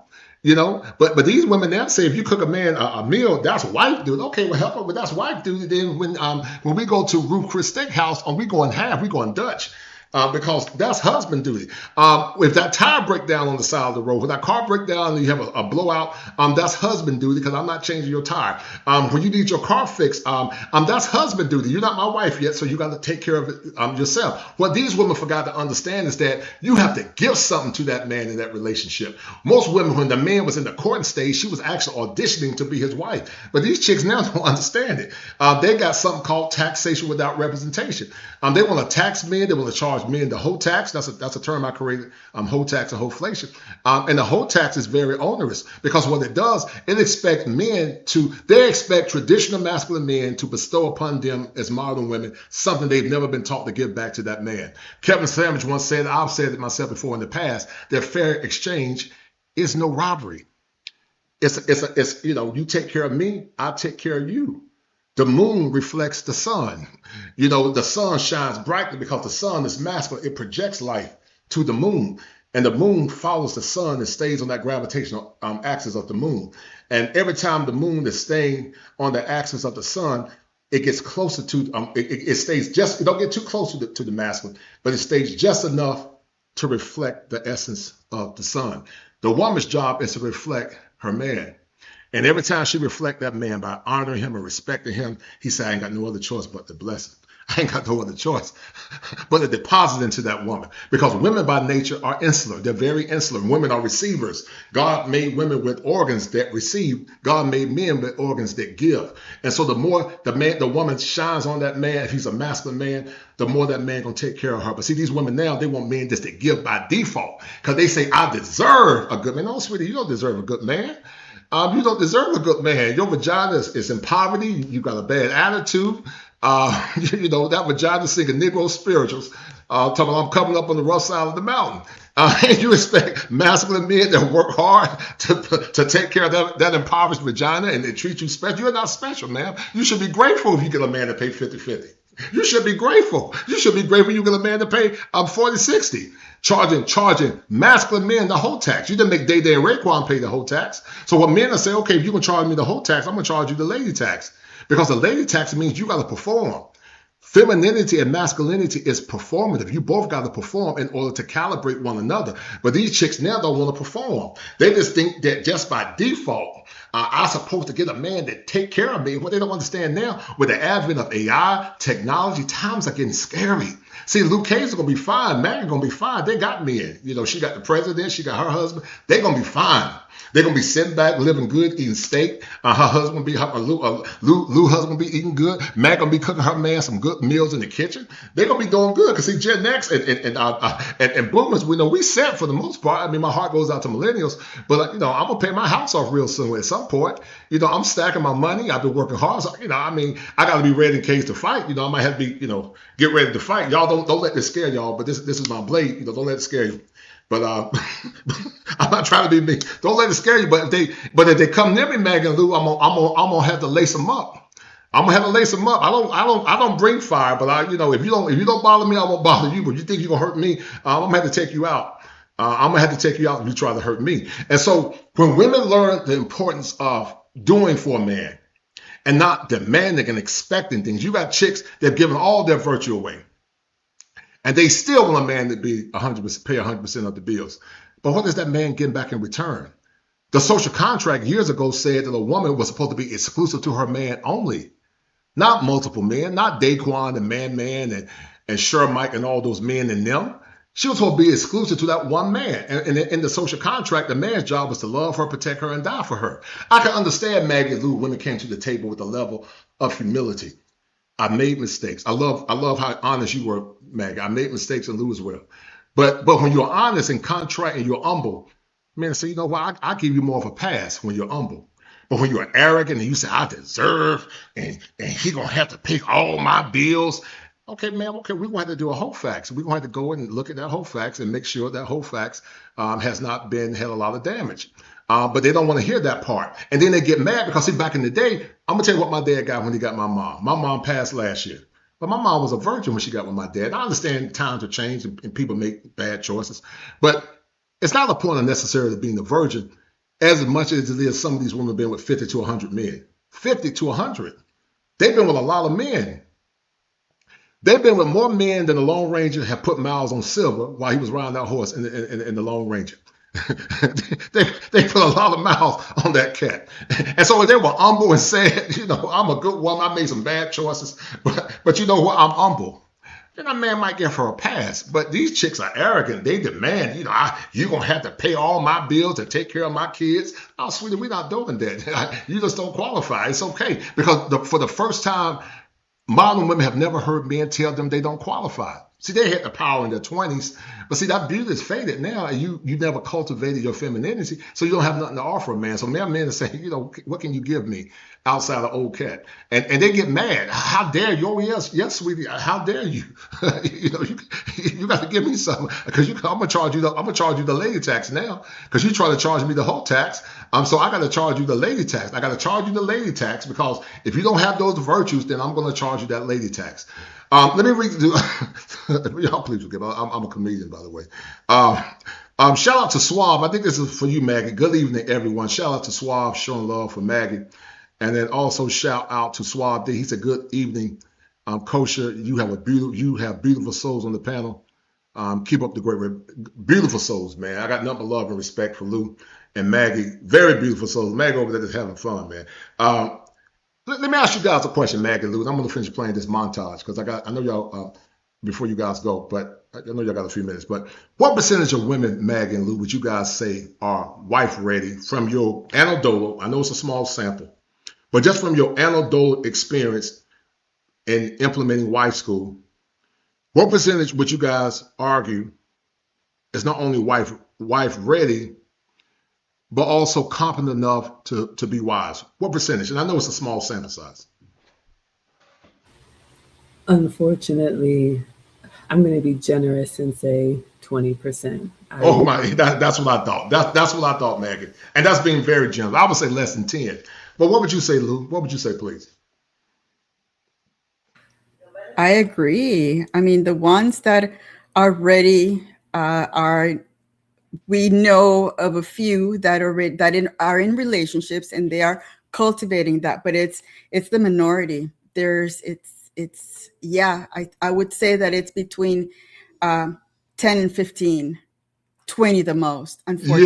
Yes, ma'am. Yes. And see, that's why I'm glad I got you brilliant women. Because I've said the same thing. People keep talking about, you know, we got to go back and fix the community. You know, we got to fix. What are we going to fix? What are these men getting when they go back? They're going back to chaos. Some of these women have personality disorders. Some of these women have been through so much trauma of being ran through. They're mentally ill. You know, some of these men have been traumatized. By not having fathers. They can have personality disorders as well in the form of NPD. So when they say, well, we gotta go and say, what are we saving? You know, what am I getting if I go back and take one for the team? I'm not getting anything but trauma, headache, and a tired vagina. That's all I'm getting. So why would I go back and take everything that I work hard for? I've worked extremely hard to become the man that I am.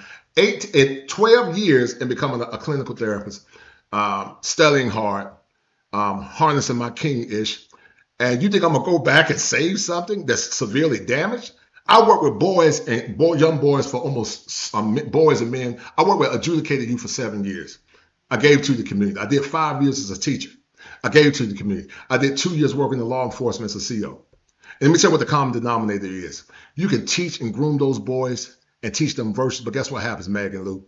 When they go back to the environment, if the environment hasn't changed, the pathology remains. You might find a small smidget that are resilient enough to overcome the caustic environment that they're in, but most don't overcome it.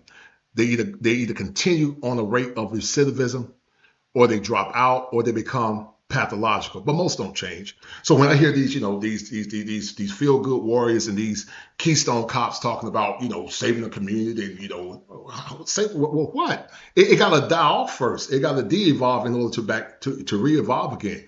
And I'm not against Black excellence in Black communities. I'm not against it. But you guys have tried to teach women the virtues of femininity. You guys have tried to give them examples. The scripture said, let the older women teach the younger women. And older is not an insult to you guys, but let the older women, younger women let the older women teach the younger women. And what it sounds like to me, that the younger women are pushing back on you guys. Is that a fair assessment? I would say yes, but like Lucy said, we do have some that not only are in relationships. One of the things that was wonderful for me to see when Lucy and I were actively teaching, we had a lot of married women who came to us, like Bria. Oh, wow. Yes. Wow. So it wasn't just women who wanted to get a man at the witching hour. I was so proud of the women who were already married in their prime and said, you know what, I want to be a better woman to my husband. And we loved pouring into them, and the feedback that they were able to get instantly. We had Maya, we had Alexis, we have, Miley, we have so many young women who were married. Their husbands noticed the change pretty quickly and gave them the feedback, which encouraged them to lean into that femininity because they knew they had the covering. So we have also seen, unfortunately, some chronically single women who, instead of realizing, okay, I'm the common denominator here, why is it that I have gotten to this age and I'm still single? They're doubling down, and their expectations are getting even higher, or their timeline. Right. Yeah, they're doubling down. They're digging their feet in, Maggie. They're like Yosemite Sam with a gun. Look, y'all gonna laugh at this, Maggie. I heard somebody tell me, they said that the model woman will rather rule in hell than to be submissive in heaven. And I believe that. She will rather rule in hell than to be submissive in heaven. And I believe that. Because men create heaven. Men create a synthetic heaven on earth. They create heaven. That they create heaven for their woman. Because when a man loves a woman, we don't want to get shot, but we'll die for our woman. If I love my woman, she's a good woman, and she takes good care of me. She massages my temples. She's sweet. She's soft. She in that kitchen whipping up something good. Oh, yeah, I'm gonna take good care of her. I gotta take good care of her because she's giving me the energy to be motivated. She's making sure I got my protein. She's making sure my muscles are strong. She's making sure I get at least 140 grams of protein. If I don't get them plant protein, I'm gonna take good care of that woman. She's gonna be well taken care of. She's gonna be well off. But nowadays, Lou and Maggie, a lot of women don't have enough money to retire. Some men don't either. And you got a lot of women out here by themselves, singing that song by Patti LaBelle, On My Own. And you said it powerfully. You don't want to spend the last half of your life single. You don't want to spend the last half of your life single, especially being an older woman. It's bad enough being a man homeless. But can you imagine a woman in a car? These women are sleeping in cars. They're intense. They live out there in LA. They up there with rats and roaches. The rats are about big as me. They struggling. And can you imagine? You trying to protect yourself, and rats sitting on your lap, sitting on your bed, smoking blunts. Some of what's up, feces and urine all everywhere. You're in an unclean environment. And guess what that stress does? It's a concept called weathering. Men go through a concept called weathering. When men are stressed out, when men don't get honor and respect, it weathers them. What it means is that it ages them prematurely. A woman's voice can either be a stressor or can be an elixir. The vibrations from your voice, Maggie, can either heal your husband, or the vibrations for your husband from your voice, Maggie, can either damn your husband, your boyfriend. Same for you, Luke Hazley. Life and death is in the power of the tongue. So when you're around a woman that's contentious, she's always arguing, because the book said that a wise woman builds her house, but a foolish woman tears it down. She's always arguing. She's mad. You got men sitting in the car. They don't want to come in, man, because they're stressed out. They already work 12 hours, the 12-hour shift. and they come inside the house and she arguing and nagging and stressing him out. So what man want to come home to that? Don't you know that you're slowly killing that man when you stress him out versus being soft and versus touching his temple and kissing him on the forehead? Sometimes that's all it takes. Baby, was your day okay? And you just go kiss him on the forehead and rub his head. You know, if you got a bald head like mine, you put some coconut, put some shea butter on it and rub it so it can shine. Rub it so it can shine, Maggie Lou. And look, that's all I need. You know, she put some shea butter on my head and she rubbed it for me, massaged my temples. Now I'm motivated again. I'm rejuvenated to get back up. And like the old folks say, run on and see what the end gonna be. I'm motivated to go run on there and see what the end gonna be. And the fact that you guys said that only a small percentage, that's problematic because you guys are very feminine women. What is the biggest pushback, starting with you, Maggie, that you've seen? I don't know if you can make it prescriptive, but what is the biggest pushback that you've seen when you try to educate women about the art of being feminine and responding to men in a kind of way? The biggest pushback, and I'll say this because I do have a hard stop at 9. Yes, ma'am, no problem. Right. My man told me that most women have a story running in their head. It's almost like they have already prescribed out the perfect man, the perfect relationship, the perfect everything, this house, this car, this dress, and we are our own worst enemy because anything that is different from what we have thought about ourselves, it's got to be wrong. No, this wasn't on my vision board, my bingo card. I didn't manifest this. And we look at, a simple change or, you know what, he's not my type, whatever that means, but I really think I can have a life with him. We are so stuck on what we think is supposed to happen. We miss the forest for the trees. I would say that's one. And then 2, similar, but not the same. We really believe just showing up is enough because I woke up like this, or I'm a 10, or any of that version of can't nobody tell me anything. If there's no room for opportunity, then whatever feedback you're going to do, you're going to get. It's going to go in one ear and out the other because everybody else is the problem, not you. That would be. Yes, that's powerful. What would you say, Lou? Go ahead. For me, I don't do any counseling. I don't do any of that stuff, but I do see it in my nieces. And I think it's the group of young women that they are friends with, the friends and of indoctrination that they've been taught in schools, in the media and environment. That's what has told my younger nieces that they don't need a man. They can do it all by themselves. They need that career. They need to go out there and do it on themselves. And they think that, Auntie Lucy, their mom, my other sisters, it's the way that we live is old school, too old school for them. They need to be living the modern way. And for me, I've told my sisters, I'm not going to correct my nieces anymore. They're going to have to learn life on their own. They're going to have to learn on their own. That's how they're going to learn the hard way. They're going to have to learn the hard way. Some learn through reason and some learn through hardship. Hold tight. I know you got a hard stop, Maggie, in a few minutes. Whenever you got to leave, you can just hop off. Politics is dead, and her husband charged with her murder. Can y'all see? Hold on. Was arrested Wednesday after police say they found the body of his wife, Nancy, at their home. Nancy Bowen was the vice mayor of Coral Springs, Florida. All right, hold on. After she missed city meetings, officers went to her home for a wellness check, according to the affidavit. Ladies. Mayor of Coral Springs, Florida. After she missed city meetings, officers went to her home for a wellness check, according to the affidavit, which says her body was found wrapped in blankets along with 3 spent shotgun shells. That same day, Stephen Bowen knocked on an unidentified person's door, according to the affidavit, and asked that person to hold on to a shotgun for him. He then admitted that he shot his wife 3 times with a shotgun the previous night and then slept downstairs. Nearby, a pillow with burn marks fashioned as a makeshift silencer. Asked why, Stephen Bowen said that he couldn't take it anymore. Let me ask you guys a question. And Meg, I know you got to go in a minute, so I want to start with you and Lou. Whenever you need to drop off, you can. I'm gonna drive this plane by myself. Let me reiterate: we do not condone violence of any sort on this channel.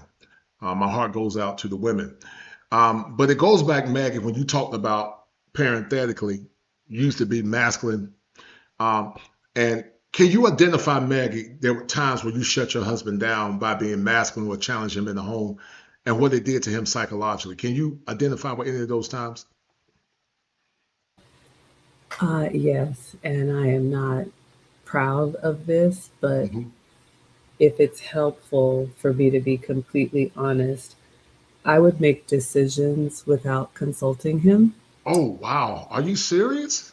Wow. Yes. Wow.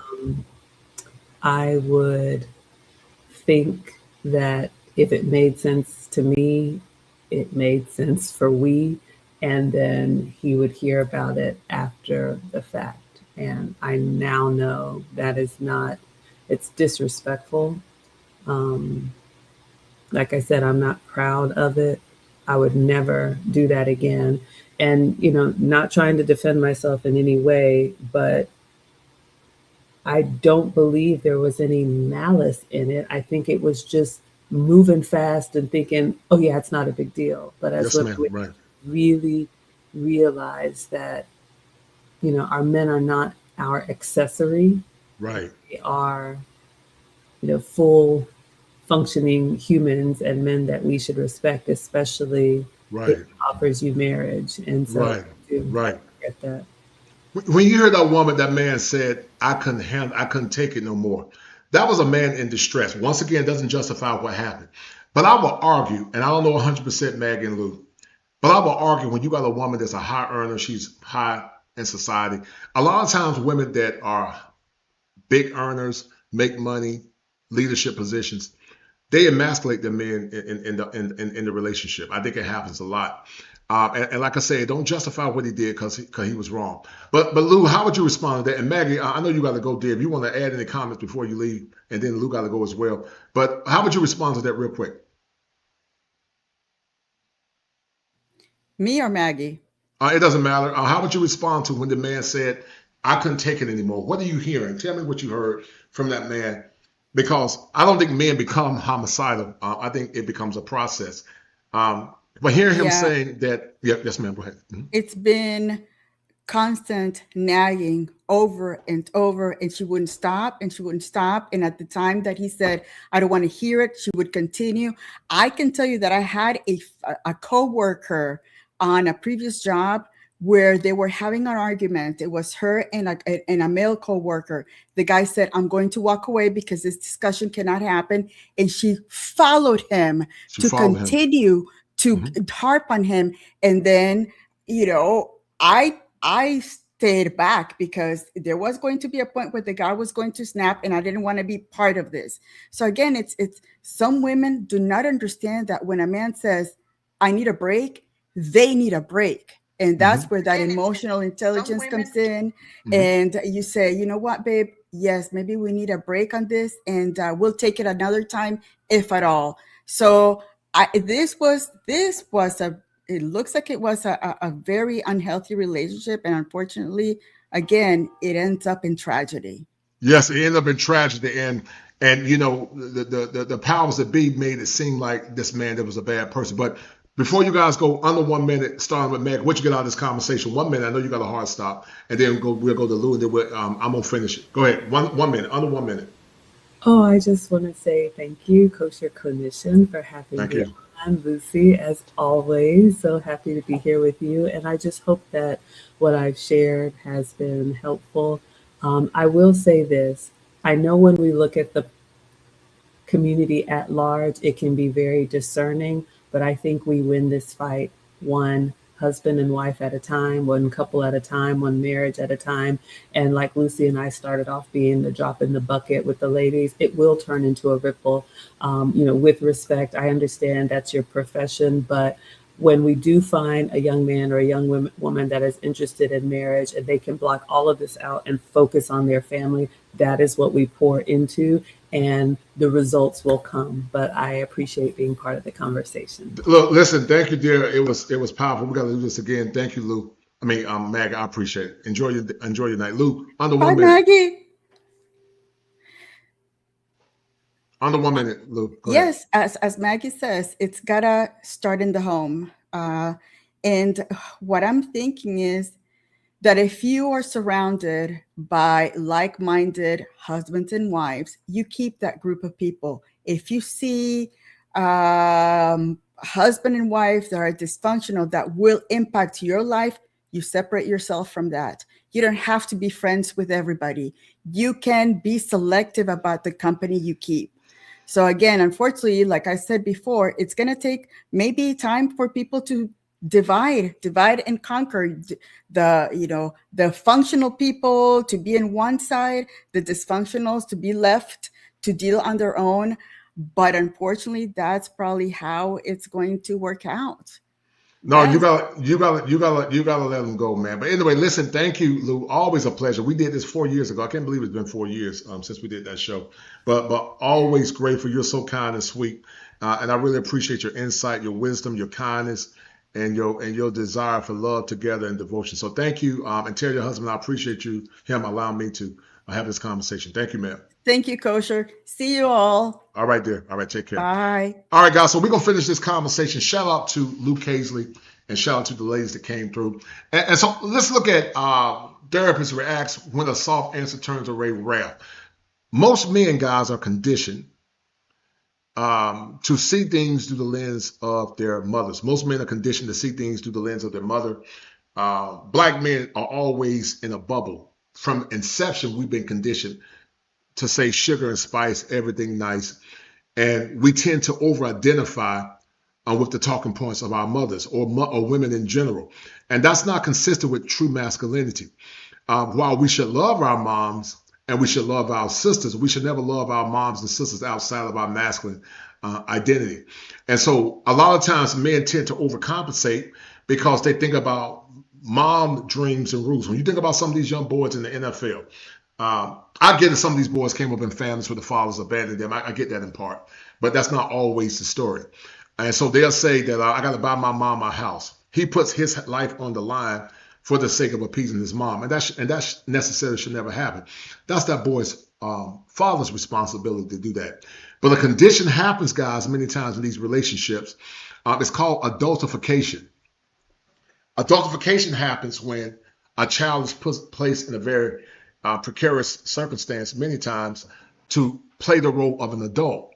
And that adultification sometimes can lead to something called spousification. They call it partnerification now, which I don't like that word. And also it can be also parentification. Parentification where that boy is expected to be a parent. And many times the spousification can lead to a man being a son husband. A lot of men are actually in the role of son husbands. I don't know if you guys seen the show with Allen Iverson on Netflix. Not Netflix, but Prime. But many boys have been adultified to the point they're son husbands. The reason why we got so many simps in our society because a lot of men tend to over-identify. And it's not their fault. They've just been conditioned to do that. They over-identify with the talking points of women. And so when you put your masculine virtues, when you put all your hopes and your dreams aside for the sake of garnering the validation of your mother at the expense of your masculinity, that's not a healthy man. A true, healthy, functional man will love his mom. But a true, healthy, functional man also will respectfully check his mom if he need to. He'll respectfully check his aunt and respectfully check his sister. Because you don't never compromise your masculinity for the sake of going along to get along. I didn't say disrespect, mom. But when mom is getting out of line, you got to say, mom, respectfully, mom. You're doing too much, mom. But so many men put their lives on hold for the sake of their mother. So many black men are born already disadvantaged. They're born in a black man bubble, black men in a bubble. That's called the gynocratic bubble. They cannot think outside of the affirmations and the validations of the women in their life. And when it does, it sabotages them. And that same pathological thinking tends to coincide many times in the home and also in relationship. That's why a lot of men don't stand in power now. I like what Maggie said. Maggie was correct. The world won't change until the men change. But the men won't change until the men do the necessary work through therapy and through thought modification to change and or eradicate a lot of the thinking that they've more or less had in their head over a span of time. And so when men do that, they're protecting her from her reality. Her voice, his voice is their voice, And so a lot of times men, they struggle with emotional shame and guilt because they're trying to placate to the whims of their mothers. And that's pathological thinking. Masculine men should love the women in their lives, but masculine men should not do things for the sake of affirming their moms. And I'm gonna say something, guys, that's also controversial. You can't protect your woman if you allow her emotions to control you. I'm gonna say it again. You can't protect your woman if her emotions are controlling you. Many men allow the women in their lives emotions to control them, but you don't protect your woman by allowing an emotionally volatile woman to control you. You protect your woman by setting standards and boundaries. And if she get outside those standards and boundaries, then you have to check that bad behavior. And most men are afraid to do it because they've been conditioned to see things through the lens of their mothers and also through the validation of the women in their lives. And so introjection equals gynocracy. The man's ego is fortified based on the validation of his mother. That's how he gets his validation. He gets his validation through his mother. And it's nothing wrong with getting validation through his mother. Nothing wrong with that, because moms should give their sons healthy validation. But it becomes pathological when men cannot make decisions outside of the fear of making mama mad. It's one thing if you're doing something bad, that's different. But every decision you make, you got to get mom's approval, or you're afraid that mama gonna get mad, and you feel like you gotta be the husband in the relationship. Mom got with a dusty man, and sometimes mom kicked daddy out of the house. We know that sometimes it's not always the woman's fault. Some of these men lied to women and they manipulated those women. But mom sometimes got with a man she thought was cute. She had a child with him, and after she had a child with him, you became the son husband. And I call it introjection in a bubble. It's an ego defense mechanism called introjection. The man became introjected. An introjected male is predicated in what's called gynocratic thought. That's why you get some of these steps and some of these slow steps. I'm telling men talking about come back to a community, and I'm not coming back to no community that doesn't validate me and respect me. My time and my energy, my talents cost a lot of money, and you ain't gonna get it for free. Because let me tell you, men, something. If you don't validate or value what you have, the world won't value it. But some of these hotep simps and some of these introjected, defeated men will tell you that you got to go back and save something that's never been conditioned to serve you. It's one thing if you got a community that's been conditioned to serve you, and you both serve one another.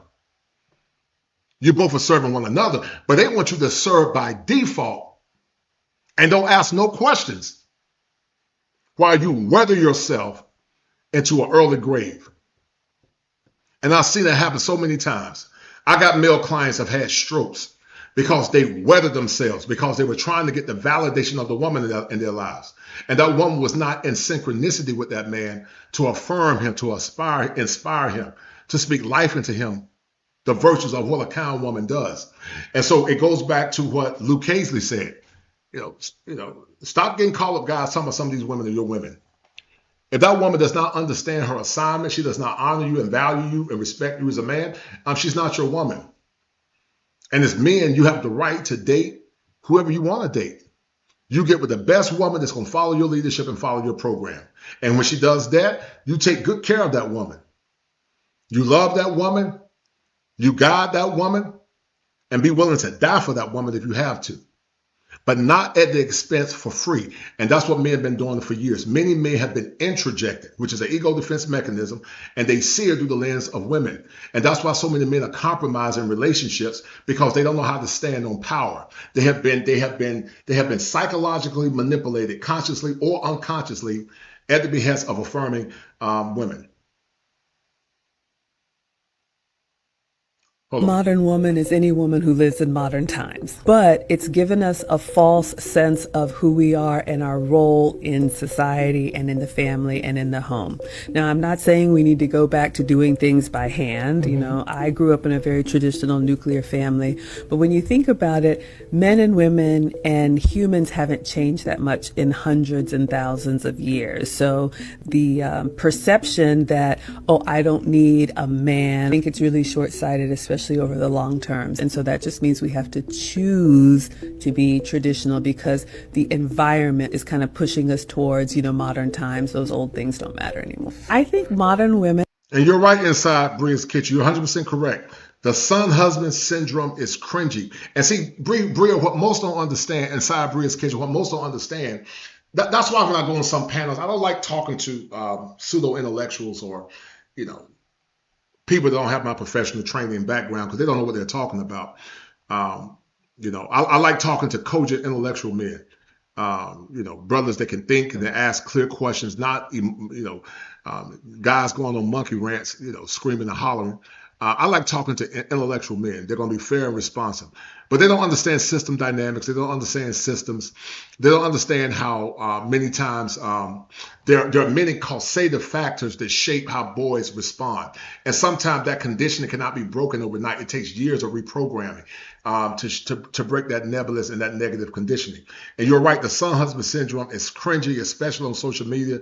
These ladies allow their sons to compliment them in what I deem inappropriate manner is awful. And you're right. And it's not just in that manner inside Bria's kitchen, but it's also in performing the masculinity where the man is expected to perform and to provide for his mom. Boys were not supposed to be put on this planet to perform for his mom. Now, she's a good woman and daddy died.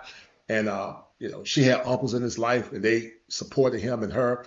Then that's different. But I'm talking about these entitled moms that just think by default when that boy go to the league, he's supposed to buy her a house and buy everybody a house. That puts a lot of pressure on that man. And by the time that man reaches a certain age, all that money that he could have been placed in investments, it was given to the women in his family. And he suffered from it because of it. And have bought into the lie, and I say this as a reformed modern woman. We can have it all and have it all at the same time. And the bottom line is you just have to choose. I know that leading with my accomplishments and leading with my career and all of those things, and then trying to be married and trying to raise children, you're going to crumble underneath the pressure. And as I get older, I'll be 50, you know, next year. I just don't see a lot of older women still running just as hard as we were when we were in our 20s. So I learned the hard way. We're going to naturally slow down. So if relationships are important to you, I think that we should prioritize that while we can, because it's going to be a lot harder as we age. I love that answer. All right. So what you guys have now, and I'm gonna break because it took me a lot of time to put this thing together. And guys, do me a favor, share the stream and also donate to your channel. Prioritize that while we can, because it's going to be a lot harder as we age. I love that answer. All right. So what you guys have now is defective women and compromised men. That was a revelation that I got when I was putting this thing together. I had to pat myself on the back because I said, man, that's good stuff. I had to compliment myself. I know that sounds self-serving, but you have a generation of compromised, defective women and compromised men. How many of you men agree with that premise, that we have a generation of selfish women, defective women, and compromised men? If you believe that, I want you to press 1. If we have a generation of defective women and also compromised men, because I believe that's the case. I do believe that's the case, that we have a generation of defective women and also compromised men. And I'm going to tell you why I believe that. Frederick Douglass once said, guys, it's easier to repair damage, it's easier to repair damaged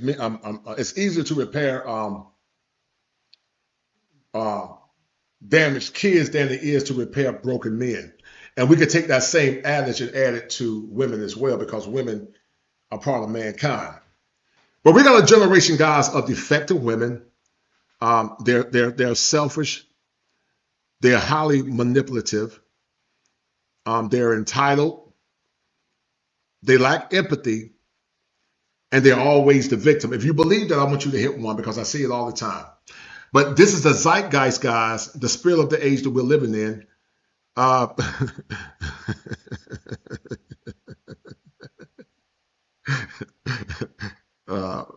This is the zeitgeist, guys, that we're living in. Selfish, manipulative, lack empathy, and always the victim. And see, these broken dynamics destroys future wealth building, families, and relationships. Men are supposed to lead. It ain't gonna be no partnership. There ain't gonna be no partner. Now they went in the DSM-5, they used to say spousalification. And that's why I know it was a modern term that was intentional based on egalitarianism. They went from spousalification to partnerification. And that partner mess means that men are equal to women in the leadership role. And that's why I tell you men that are traditional, you can't marry the average woman. Don't even waste your time. When these hotel simps tell you talking about a community and coming back, you can't say defective women. These women are defective because they meet all the criteria that I'm talking about. It's not all of them, but it's most of them. You don't believe what I'm saying, like Luke Cage is saying, what Maggie said. When it comes down to trying to corral these women, she says it's only a small percentage. But people get mad at me. Oh, you always talking about black women. No, we talking about defective behavior. My daughters are not that way.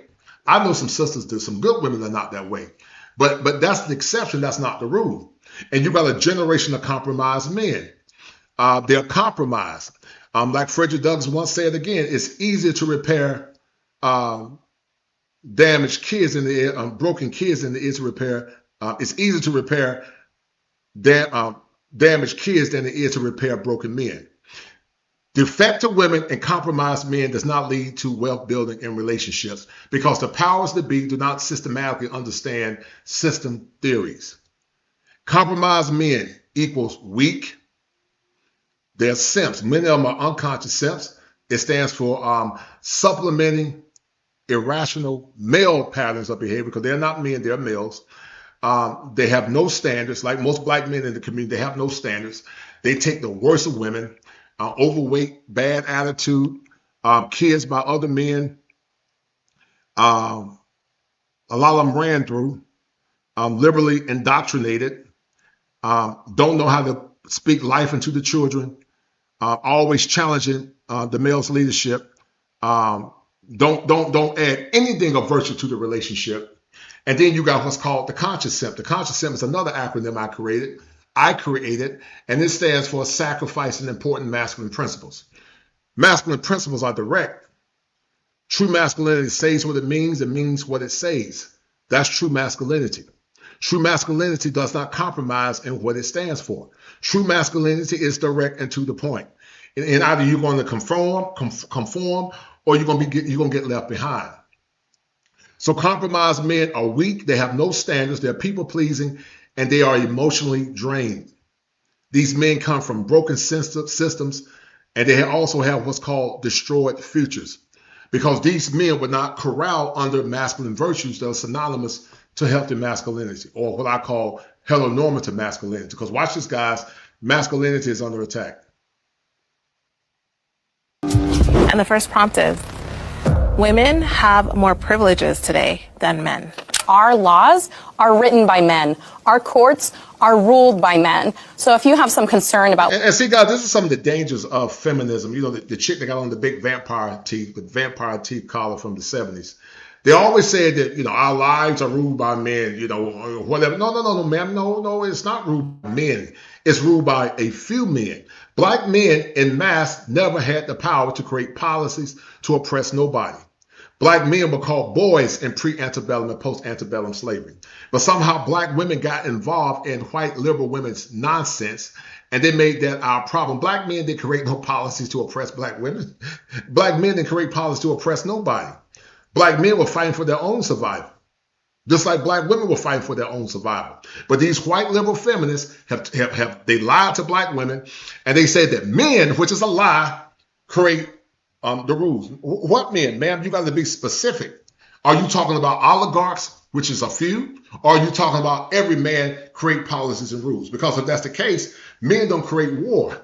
Only a few men create war, and the few men that never had anything to do with it, they become casualties of war. But see, this over and gross generalization is what a lot of black women do when it comes down to relationships.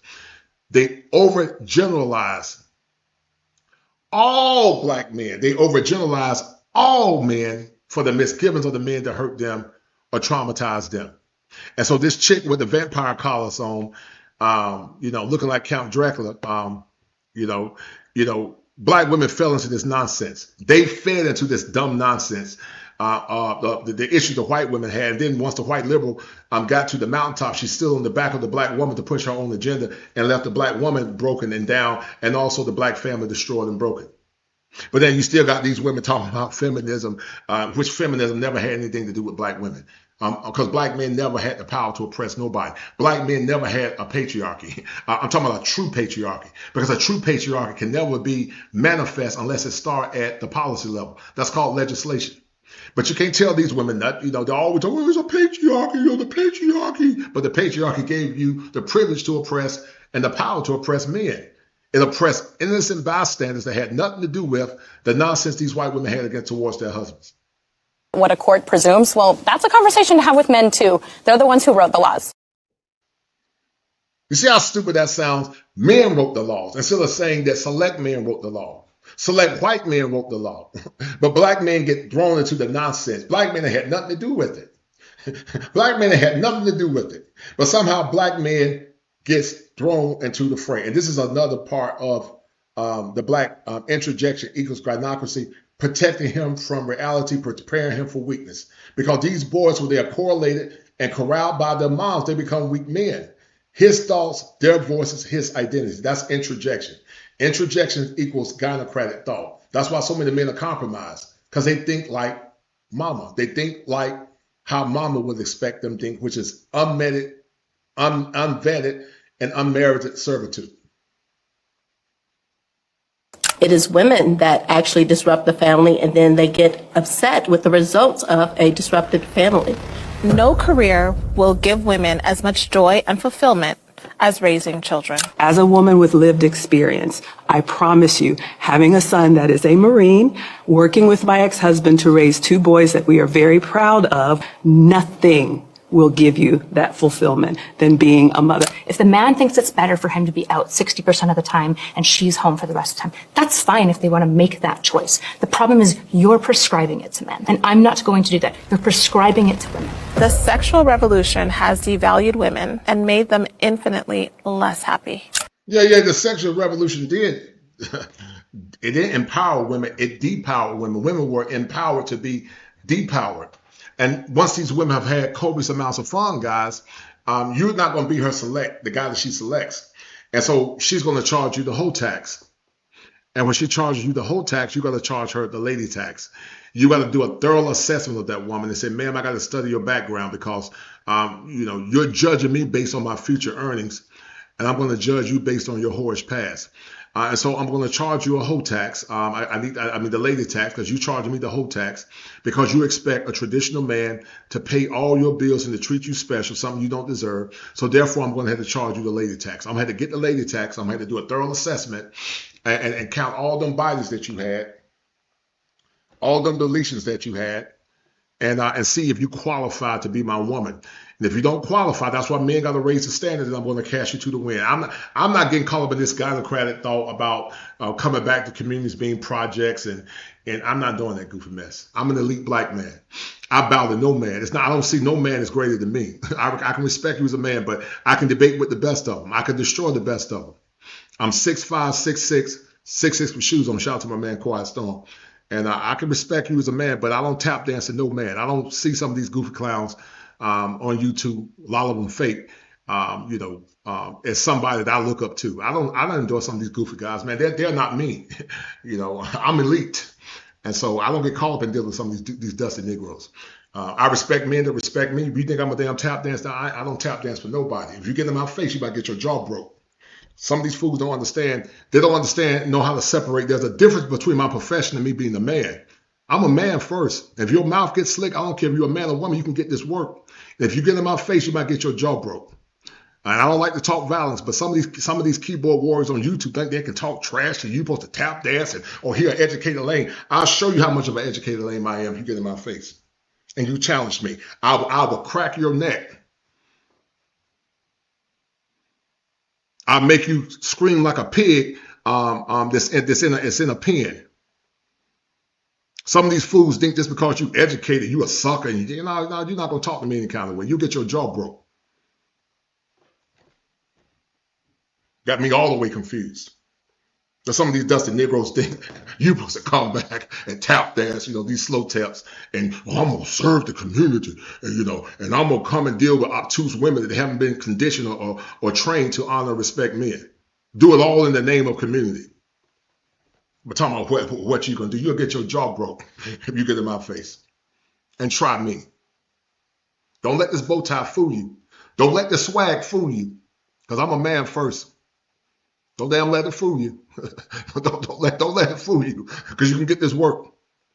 You can get it. I had cats try me in prison, and they got this work. Some of these young bucks. And I might not be as strong as I was in my 20s, but I'm a warrior.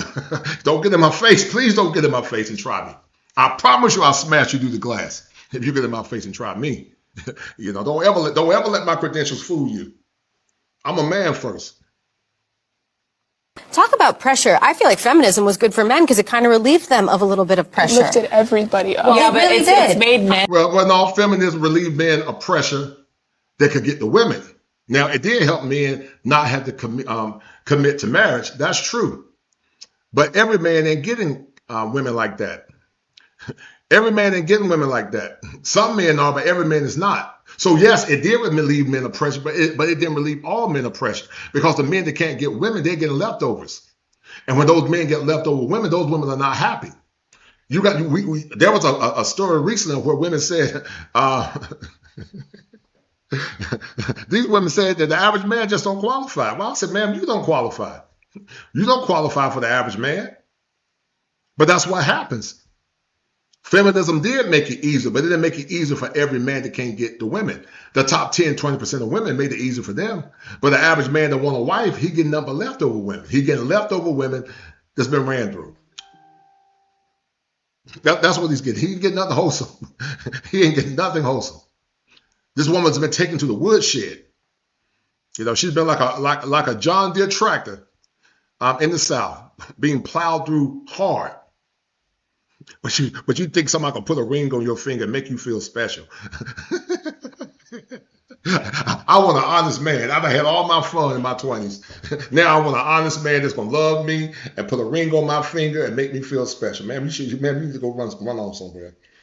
Ain't nobody trying to hear that nonsense. And so much more depressed than ever. It's made them weaker. Why are y'all so obsessed with trying to be men? Like, why can't you just be good women and enjoy the roles that we're supposed to play, which is mother? Only women should make laws about women's bodies.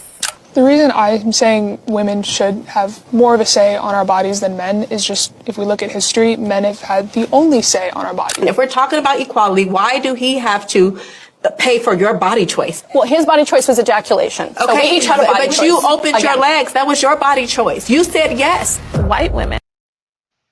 Right. So it goes back to what I said earlier. This is what men are dealing with. Men that are mentally imprinted. You're dealing with the kind of women that you men are dealing with now. If you get with these kind of women, you can be mentally imprinted, because 9 times out of 10, she's going to get bored and she's going to leave you at some point. If you're not the man that she chose and you're just somebody that she tolerated, she's going to mentally imprint you at some point, and she's going to leave you at some point if you lose your job or you can't perform sexually in the bedroom, or she'll tolerate you or cheat on you behind the scene. That's why men should never get with ran through women, because ran through women have a hard time being satisfied.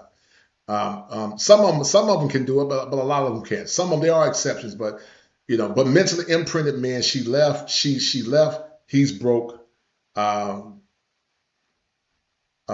falling in love changed him forever. That's why I tell men never fall in love. You're telegraphing your own doom. You love your woman, you love her within reason, but you never fall in love. Love within reason, but never fall in love. And this is what I mean by, guys, you got to start charging women the lady tax. She's charging you the whole tax. She is charging you guys the whole tax. That's a term I created. If you hear anybody using that term, then you know they stole it from me, and I'm going to say something when they use it. But it's the whole tax. And the whole tax says that, why aren't you spoiling me? I deserve everything. You ever hear these women, guys, that got 3 and 4 kids by different men? Alice Shape ran through. But they said, I deserve. They don't say I desire, good man. I deserve. Your time is mine. commit or somebody else will. These chicks will tell you that they know their worth. She'll say, I know what my worth is. Yeah, I know your Walmart know your worth too, man. Walmart knows your worth. I know my worth. Never enough, always demanding. So the whole tax still is not enough. She wants more, but no matter what he does, it's never enough. So the modern women charge a whole tax. And ladies, you got to counter that. You good men that made good choices. You have to counter that with the lady tax. You got to put a tariff on the whole tax. You got to put tariffs on them taxes. And you got to counter that with the lady tax. What is the lady tax? He made good choices, no hoes, no baby mama drama, focus, discipline, building his legacy, and being financially free. This is a top tier man. This is an elite man. And so you got to charge her with the lady tax. Because when she come around with that tired vagina singing Negro spirituals, you got to charge her with the lady tax. You got to charge her with the lady tax because she's going to hit you with the whole tax. She's judging your future. She's judging your future just like you got to judge her past. Benefit the most from the feminist movement. The prompt is white women benefit more. Yeah, they do. We agree. Yes, they fucking do. But white women always come up before everyone else most of the time anyway. That's just the thing. It's still, sorry to bring up race, but like white people in general. So if we're going to talk about women, yeah, did it benefit white women more? Of course it did. I think we bring up our community by turning towards each other instead of against each other. I'm not going to deny the fact that women can work, we can vote, we can own, we can do all those things. But I think it is foolish to only look at that and not look at the harm that feminism has caused. There is no shame in having a high body count. Women with higher body counts get divorced at a far higher rate. And it's harder for them to pair bond with their husbands because they've had so many past partners. So pair bonding. Every person is having sex. That's just the reality of it. Some people want to have sex less than others. Some people want to have sex more than others. And none of that is about who they are morally as a person. Straight black men are the cancer of the black community. Now, guys, yeah, shout out to my man, Dr. A. I just saw him. Shout out to Dr. A. Shout out to that brother. But yeah. She's charging you the whole tax, and you got to charge her the lady tax. You got to start making more demands on these women, man. Everything is going up with black men standards, and you got to start charging her the lady tax because she's going to charge you the whole tax. And the whole tax is a woman that's been extremely promiscuous, ran through. She want to come back in her latter parts of her years expecting to be treated special like women that made good choices. Men should celebrate women that made good choices. I'm not saying the woman that made bad choices can't change, but you know, once you've done the dirt, you can't unchange it. The world don't care about men that made bad choices in their 20s. If a man say, you know, I did all of this for the love and devotion of that woman, he sold drugs and he got incarcerated, the world ain't gonna give that man a pass. And so these women don't get a pass. So just like she charging you a whole tax, you got to charge her that lady tax. You got to charge her. Sorry, ma'am, you got to charge her the lady tax. I got to do a thorough assessment because I know you've been ran through. For them to pair bond with their husbands because they've had so many past partners. So pair bonding. Every person is having sex. That's just the reality of it. Some people want to have sex less than others. Some people want to have sex more than others. And none of that is about who they are more. And let me tell you guys something. I say this parenthetically, that there was no woman better than the American black woman at one point. Black women were some of the best women in the world at one point. They were couth.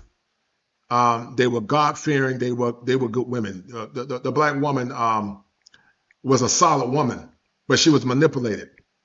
She was manipulated by liberal dogmas. And,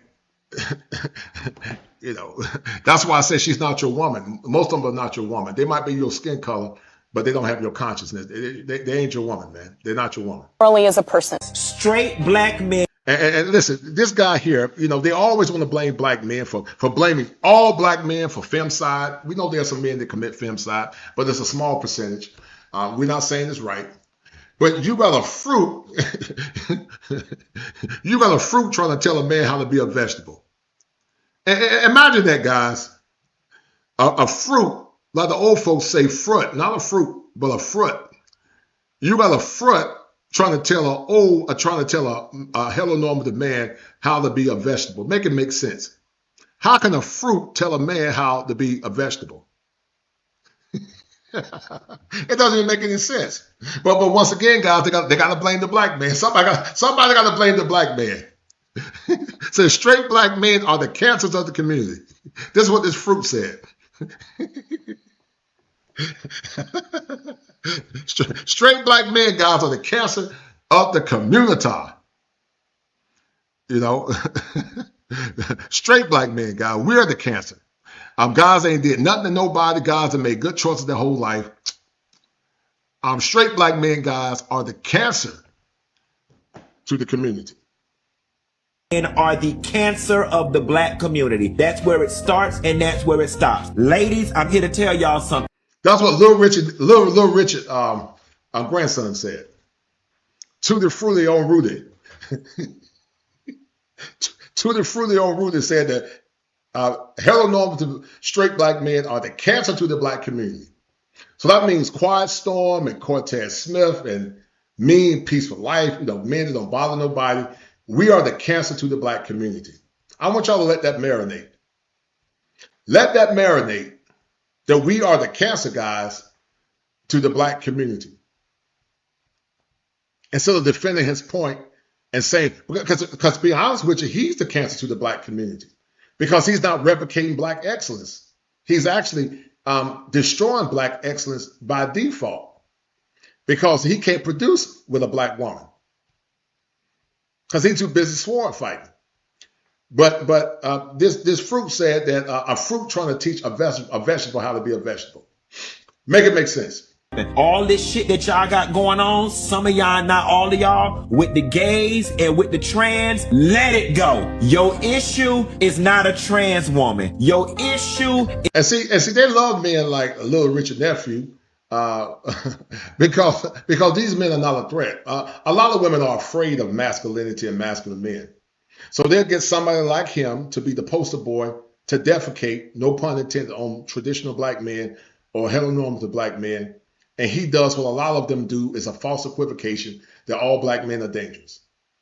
It's not a punk or not a sissy. Your issue is all of our issue. Straight black men. Well, listen, it's straight black men are Tutti Frutti on Rudy. So, you try to... I believe this man is projecting because his daddy probably left him as a little boy. I believe he's projecting because his dad left him as a little boy. I believe he needs to be delivered. He needs to be delivered with a T. He needs to go see Andrew Caldwell and get delivered with a not delivered with the ED on the end.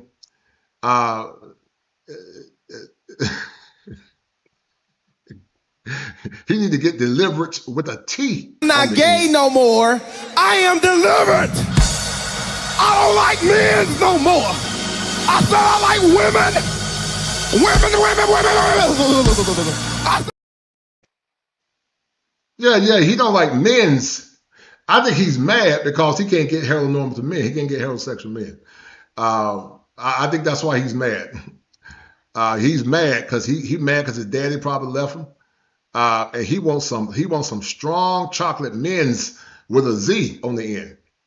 So Little Richard Nephew, Tutti Frutti on Rudy, he's mad because heteronormative men don't want to deal with him.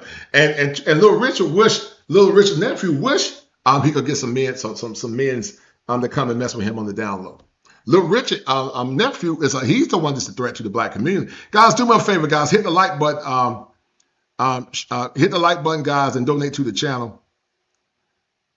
Hit the like button, guys, and donate to the channel. Hit the like button, man. Donate to the channel, man. Straight black men are the enemy to the gays. Straight black men are the enemy to the trans. Straight black men. Imagine that. Straight black. This dude is delusional, man.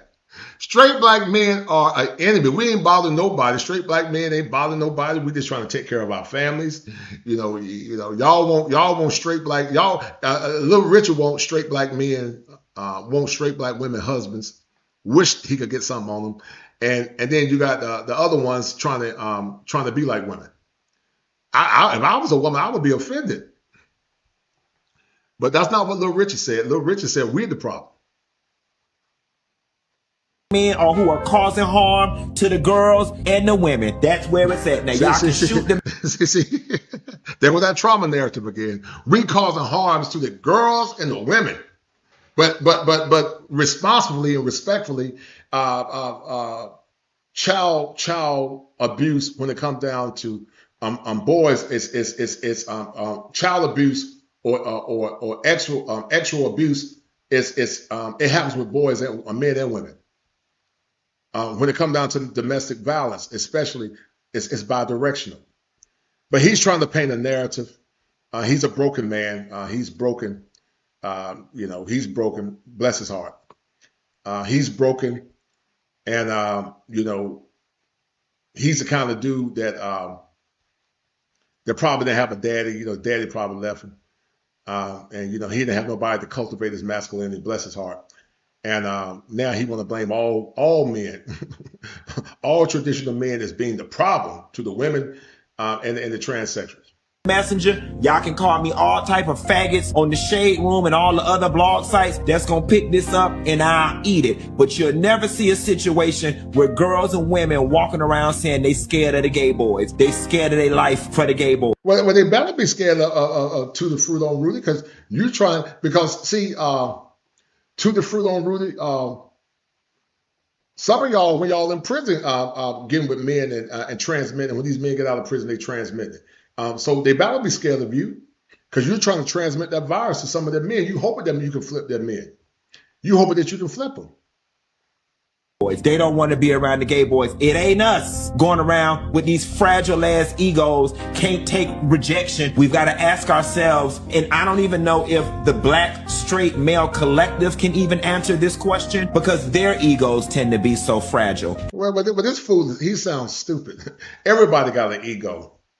If you want to talk about a fragile ego, what happens when a black man tells a woman, or a man in general tells a woman no, he don't want a relationship, and she breaks his glasses out? What happens when a man says, I don't want to be with you anymore, and she tries to attempt to fight him? What happens when this same woman got to wear somebody else's hair because she doesn't love herself? What happens when a man like you got to act like a woman because you got a fragile ego, because you can't embrace your own masculinity?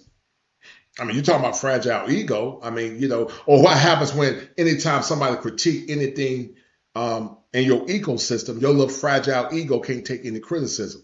Little Richard. Little Richard get mad. Anytime somebody critique him, he can come out here and disrespect heterosexual men. But anytime somebody critique Little Richard, you want to counsel people, Little Richard. I mean, to me, that's a fragile ego, Little Richard. Anytime heterosexual men or women challenge your talking point, Little Richard, you want to cancel them because your ego is fragile. So you're not making any sense, man. You're not making any sense. How is it we are raising boys with these fragile ass egos that feel it is okay to slam girls on their head for? There he go with a trauma narrative. There he go with a trauma narrative. Shout out to my man, Gregory Scott in the house. Guys, do me a favor, guys. Hit that like button, man. Donate to the channel. There he go with his trauma narrative, man. Shout out to Gregory Scott. They love denigrating black men. Yep, you're right. Don't just be on the brick wall. They want to be men and castrate real men. Yes, sir. Yeah, I agree with you 100%. Don't be the brick on the wall. 100%, man. 100%. Shout out to my homeboy Gregory Scott. Shout out to him. But yeah, To the Fruit on Rudy. They take small samples, guys, and they falsely equivocate all black men under that small sample. And that's why I tell you guys, don't worry about this nonsense. Just focus on yourself, man. Focus on yourself. Stack your money up, man, because trying to survive with this ecosystem is crazy. Shout out to my homeboy, man, the International Quiet Storm, for that 20 spot, man. Shout out to International Quiet Storm. It's International Quiet Storm and my sister. They are the #1 sponsors of the stream. Shout out to the International Quiet Storm for showing some love, man. I appreciate it, brother. Thank you, brother, for showing some love, as you and my sister are the #1 sponsors.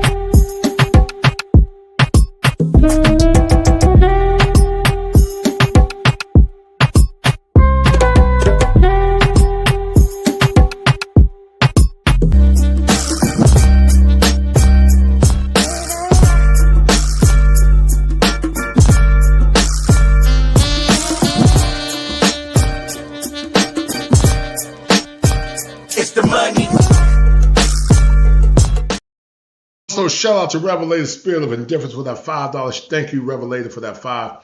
Thank you, brother, for your kindness. Thank you, sir. But yeah, they love guys denigrating traditional black men. They love to denigrate heterosexual black men.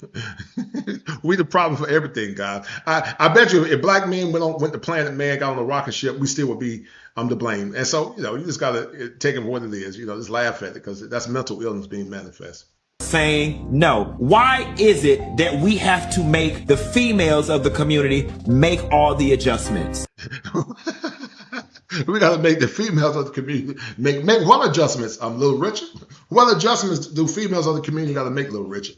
See, you were raised by your mom. You were an interjected male, so you identify as a woman. You probably think you're a woman. You probably romanticize being with. Well, I know you romanticize being with men with a Z on the end, Little Richard. And so, you keep talking about these dumb talking points. But if a woman is going to get a man's leadership, she does have to bend. Both have to bend. But somehow, you said, why does a woman have to bend? Because if she's going to get with the right man, she's going to have to respect that man, Little Richard. What's wrong with you, Little Richard? But I don't expect anything for you, Little Richard, because Little Richard, guys, is trying to tell, imagine a fruit trying to tell a man how to be a vegetable. Imagine a strawberry trying to tell a man how to be a zucchini. So I don't take Little Richard serious, guys. Y'all can't take Little Richard serious. It's not fair. Straight black men are the cancer of the black community. Argue with your mammy. Well, hold on, Little Richard, but that ain't what the DNC said, Little Richard. Little Richard, the DNC said the black women are the backbones of the community. So you can't have it both ways, Little Rich. If the DNC said the black women are the backbones of the community, and they're the stronger ones, and black men are lazy and dusty, then black women got to take the blame, Little Richard. You're not making any sense. You sound like you broken from not having your daddy in the home, Little Richard. But that's just they all love to put negative connotations on heteronormative black men.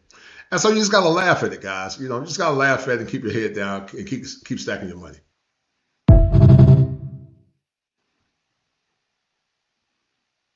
So here's the attack on masculinity. As a therapist, I look at things with the bio, the psycho, the social, and the spiritual. And I'm going to show you guys. The social aspect is what Little Richard did. The social aspect is that men are disrespected. They are guilty until proven innocent. That's something called weathering. That's the weathering, guys, of masculinity. He's guilty until proven innocent. The second one is false accusations. How many men have been implicated due false accusations? I have. I'm sure some of you men have as well. The third one is cancel culture. All these things impact the essence of a man. Remember, human beings are calibrated. Human beings are a trichotomy, not a dichotomy, with soul, body, and spirit. So disrespect, false accusations, cancel culture, a feminized society where men are expected to bend, like Little Richard expect us to do, and also being attacked by effeminate men like Little Richard that says that heterosexual men are the problem. The next one, guys, is biological warfare. You can't be a calibrated masculine man if your diet is messed up. Some of you men are eating too much fat. You're not getting enough protein. You're not getting enough sleep. I'm talking about myself. You got low T. Some of you got a porn addiction, and it's leading to physical generation. Some of it's the food that make it. The food is making some of you men sick. Biological, poor diet, lack of sleep, low T, porn addiction, physical degeneration. They are waging war on masculinity. And these are the four quadrants by how men are being impacted. Now, I said earlier, the attack on manhood sometimes can lead to homicidal ideations, psychological, because as a therapist, we look at things through what's called the bio, the psycho, the social, and then the spiritual. Depression. A lot of men are depressed because they have no way out, because they're trapped in that in the man bubble. They have anxiety. They have anxiety that their wife is going to leave them. They have anxiety because their wife don't love them. They have anxiety that if their income falls off, she's not going to hold him down. They have anxiety because They don't know if the baby is his. They have anxiety because they think she's been ran through, and 9 times out of 10 she has been ran through. All this is weathering on the psyche of a man. A lot of black men in America, white and black, but especially black men, have low self-worth. They take bad deals because they got low self-worth. Black men in America take some of the worst deals in the world. They don't mind, they don't mind egalitarian relationships where the women rule just like the men lead. That would never happen in my family. I'm gonna be the leader in my household. It don't mean my woman can't have some input. Don't mean she can't give me input and I ride with her decisions sometimes. But all roads stop through King Kosher. But depression, anxiety, low self-worth. When you think about Justin Fairfax, when you think about the men that were complicit in femicide, some of these men had suicidal thoughts, but that was a breaking point. It doesn't justify what Justin Fairfax did. What he did was horrendous, and it was wrong. And that woman did not deserve to lose her life. But when you got these clowns talking about leave and, okay, well, yeah, in the moment you should leave. In the moment you should leave in the moment. But what after that? Does he have enough money to go to a therapist, where most therapists now are woke? Most therapists don't care about men. Most therapists will say that men are the problem. Can he go to a safe haven where he can rest his head? Is there shelter that can accommodate him as a man? Men don't have the same merits and rights as women and children. Men are still held to modern traditional standards while women can be modern.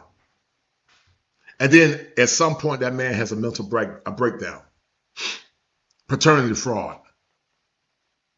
No fault divorce. False accusations. Loss of assets. Loss of wages. Undermining his authority. Undermining his leadership.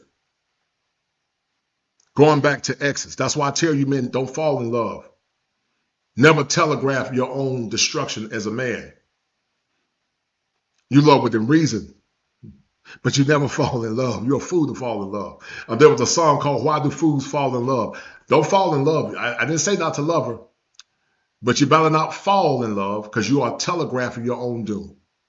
And then the last one is spiritual. The last one is spiritual. Attacks on faith, masculine women, Luciferian agendas, pornography, and spiritual manipulation in the form of Jezebel. Most of this stuff is spiritual. That's why I'm going to stop wasting my time talking to obtuse people, because it's spiritual. It's spiritual. It's tied to witchcraft. And if you don't believe me, when they can't control the masculine man, they're going to either be the victim, or some of these women are going to perform wholecraft. Some of these women are performing wholecraft on men. And I'm going to show it to you. Now look at this, guys. Y'all thought I was crazy. Y'all thought Kosher was crazy. Shout out to Miss Kosher for sending me this. But Megan Thee Stallion, witches cursed Klay Thompson, guys. I've showed you guys the 4 dimensions of how masculinity is being eroded. Biological, social, psychological, and spiritual. The lack of masculine authority in the home. But also these women now are performing witchcraft. They're performing wholecraft. But see, when you're in Christ, you can bind that stuff up. When you're in Christ, you can tell that witch, you can bind that witch up. Because see, when you're a believer, wholecraft ain't got no power over you. You can look that witch in the eye and say, I rebuke you in the name of Jesus. You could tell that witch, I rebuke you in the name of Yeshua HaMashiach. Oh, you can get on your knees and get in the spirit and get in the Holy Spirit and get in the spirit of Jehu and look that witch in the eye and say, I bind you up, witch, in the name of the great Holy Spirit. Do it by the power of Yeshua HaMashiach, who is Jesus Christ. And that witch can't do nothing. When you praying and fasting, that witch gonna have to flee because that witch ain't got no power over you. When you're operating in the spirit of Jehu, you're operating in the spirit of masculinity. It can do nothing to you. It can do nothing to you. You can look it straight in the eye and stand on the authority of the Jehu spirit, which is masculine. And that witch ain't got no other choice but to back up. She can't do nothing to you. Clay is a joke. Clay lost the game. Clay has no fame. Clay has no hoes. Clay has no goals. Clay has to cough. Can't find a hall. Clay wants to shoot. Can't find the ball. Megan is joyful. Megan is free. Megan is outside, twerking on one knee. Now she putting whole crap on them guys. They're up there putting whole crap on Clay Thompson. Clay Thompson said, I'm going to do what I want to do. Clay Thompson said, I'm not going to pay no whole tax. And Megan got mad. Megan, these 304s got mad. Clay Thompson said, I'm not going to pay no whole tax. He said, I'm not going to pay the whole tax. Yeah, Cortez, we grew up seeing men get abused, not women. These dudes literally, Coach, this dude literally a government agent. Remember, Fox has him on the payroll to talk about black men. Wow. Megan is happy. Megan is rich. Megan has met another man who's not a bitch. I hustle, I get it, I get it, I get it. I am not seeking approval. Escucha las palabras de las brujas. Look at them guys. They speaking in whole tongues, man. They speaking in whole tongues, trying to put a hex on Clay Thompson. Megan is happy. Megan is rich. Megan has met another man who's not a bitch. I hustle, I get it, I get it, I get it. I am not seeking approval. Escucha las palabras de Yes, yeah, they're around circles chanting. But they said men trying to control women. If you're trying to put hexes on men, you're trying to control them.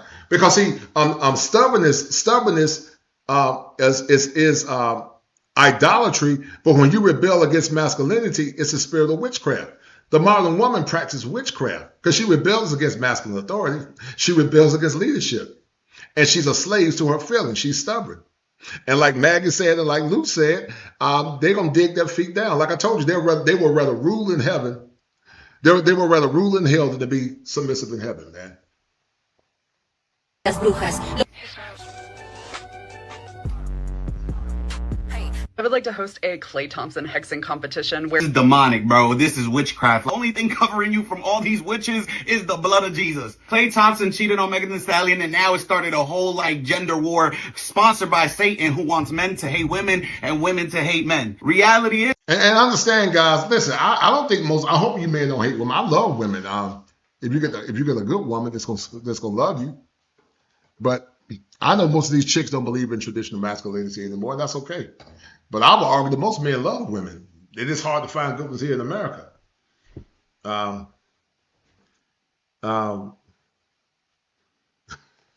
It is hard to find them here in America. Oh, yes, they are, Tanya, Steve. Yeah, Christian women. Oh, they are. Oh, yeah, they're getting involved in witchcraft there. It might not be direct, but when you rebel against leadership, when you challenge masculine leadership there, that's witchcraft. It's not always a woman sitting around chanting. It could be in the form of rebellion. It ain't always Tyler Stevens got to be a woman with incantations and candles and burning smudge and sage. Because some people are a little slow. It's one thing to smudge. When you are smudging, that's witchcraft. It's another thing just to burn the incense. Burning the incense is not witchcraft. It's just an incense. Just like you put sage in food. You put sage in food, does that mean you practice a witchcraft? If you burn a frankincense, if you burn myrrh, if you burn an incense that happens to be sage, it's not necessarily the sage incense that make it wrong. It's what you do with it that make it wrong. But if you use sage and put it around a rope and you smudging, then that's witchcraft because you're trying to call on evil spirits. But some folks are not that bright because they think, if you burn an incense, that you're a witch. So based on that logic, the streets of heaven are paved with gold. They're all precious stones in heaven, crystals, beryl. And so if there are crystals in heaven, does that mean that the believers in heaven are practicing witchcraft, or is it what you do with that crystal that make it witchcraft? But see, some people lack comprehension skills, so they don't know the difference between using a crystal for evil versus using just having a crystal in your house for the sake of anything. using a crystal for evil is one thing. Having a crystal in your house as part of decoration is something else, because there are gold crystals and precious stones in heaven. No different than, is a person a witch if they put sage in their food when they cook food? People put sage in sausage. Does that make them a witch? If a person burns a sage incense, does that make them practicing witchcraft? But see, some folks are not that bright, so they assume if you burn a sage incense, you're a witch. Not knowing that there's a difference between smudging when you get sage and wrapping in a rope and you spreading it around, calling on evil spirits. But some folks just don't know how to think because they're not that bright. Though we both need each other. Men need women and women need men. Klay Thompson is not right. But wanting him to die, doing hexes and spells, wanting him to get sick, gossiping, slandering him, and just trying to destroy his reputation and all this stuff is not right. And Megan, you got to take some accountability. I'm going to read to y'all some lyrics. I'm a rich magnet, pretty. But of course, Meg Thee Stallion was the victim. It's power being a victim. If they ain't a victim, they don't have no power. So they got to always be the victim. They're going to be the victim and blame the black man. Just like Lucifer blamed God. They're going to always be the victim because the victim makes them feel safe. They love being the victim.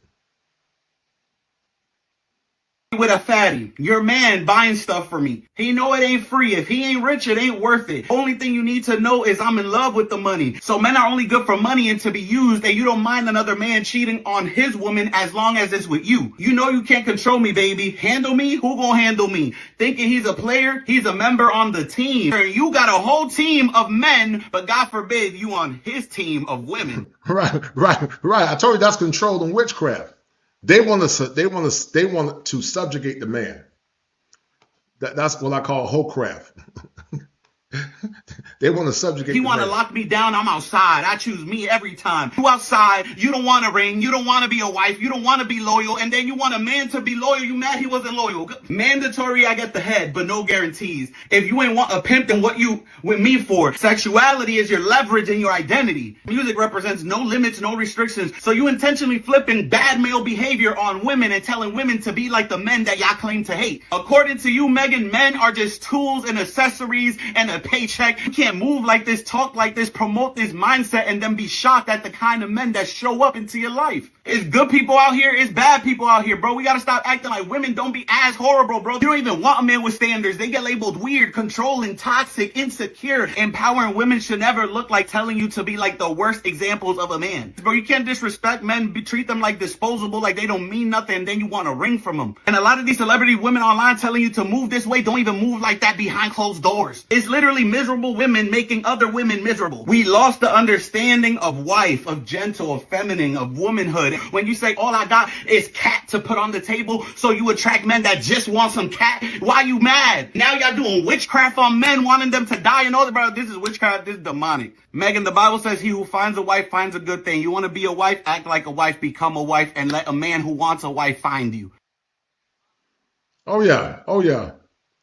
And guys, that's the world that we live in. Anyway, I'm gonna play this and then we're gonna end it, guys. Thank y'all for tuning in. This was a good show, guys. We're 3 minutes in, 3 hours in. We gotta end this, guys. But this is the power of femininity, guys. And we're gonna end it in a minute.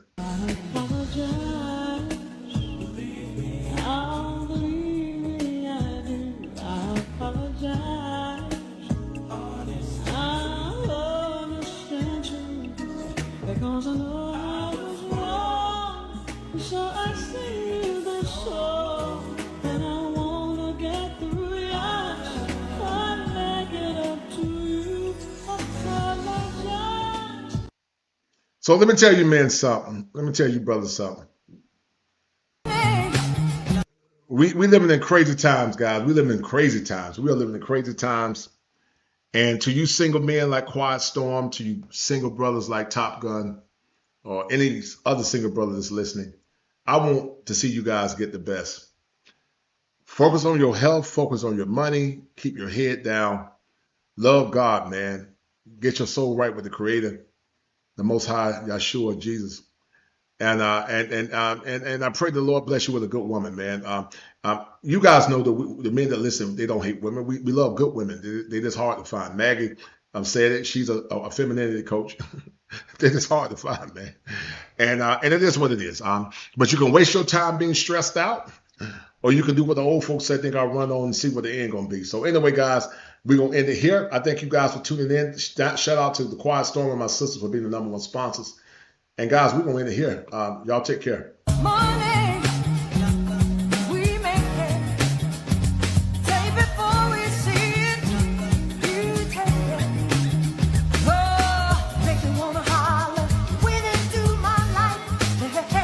What happens when a man becomes trapped by love and modern femininity forsakes him?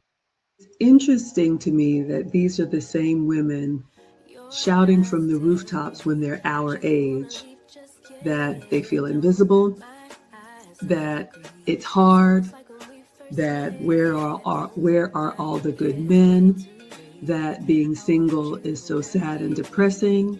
So this is the wisdom, young ladies, if you're willing to listen. When you get older, you will be so grateful to not have to do the last third of life by yourself. The Hoe Tax and the Hoe 2, Jesus Pipeline exposed. What I realize when I talk to women, especially when they get to my age and they have not found a relationship, it is now that they're pining for the opportunities of the past when that nice guy or that good guy gave them a chance, but they thought they could do better than him. A lot of relationships fail because we expect too much from each other. Meaning, not only are you supposed to be my husband, you're supposed to be my best friend, my brunch buddy, my therapist, my workout partner, all of that. And we have lost that a husband is a role, a man is a man, he's not your bestie, and a woman is a woman. We are not equal. We are equal in value, but we are very different. And a wife is a role. And I think the example that we had at home growing up, we saw that polarity. You know, Paco, winter is coming. I remember a time where most women had husbands, and Kevin Samuels talks about a time called winter. And you know, winter not only symbolizes the seasons that are about to come, but winter symbolizes a stage in life. When you look at some of your, yes, ma'am, go ahead. Yes, ma'am. Go ahead. I am in the storm. Okay. I got a part-time job. I'm a tax expert, so I only live during tax season. I'm 60 years old. I don't have retirement. My family is spread across the country, and I don't have a strong black man who I love black men in my life. I'm not mad. I know my time is past. Wow. But I am in the winter. Wow. I'm in the storm. Well, I'm sorry to hear that, dear. Let me ask you a question. Do you feel like there was a time where you had a viable black man, but you forfeited that by sometimes bad choices? 1,000% correct. Oh my God. I was married. Right. I was fine as hell. And I thought that I was black girl magic. Wow. So that's why I know the death mentality. And I thought that I was. Go ahead, keep talking. You said you thought you were black girl magic. Keep talking, Paca. Oh, but life and reality woke me up. So I've seen you on a lot of other different men's channels. Why is it so important for you to support men and male content? And tell me about it. Why is that so important for you?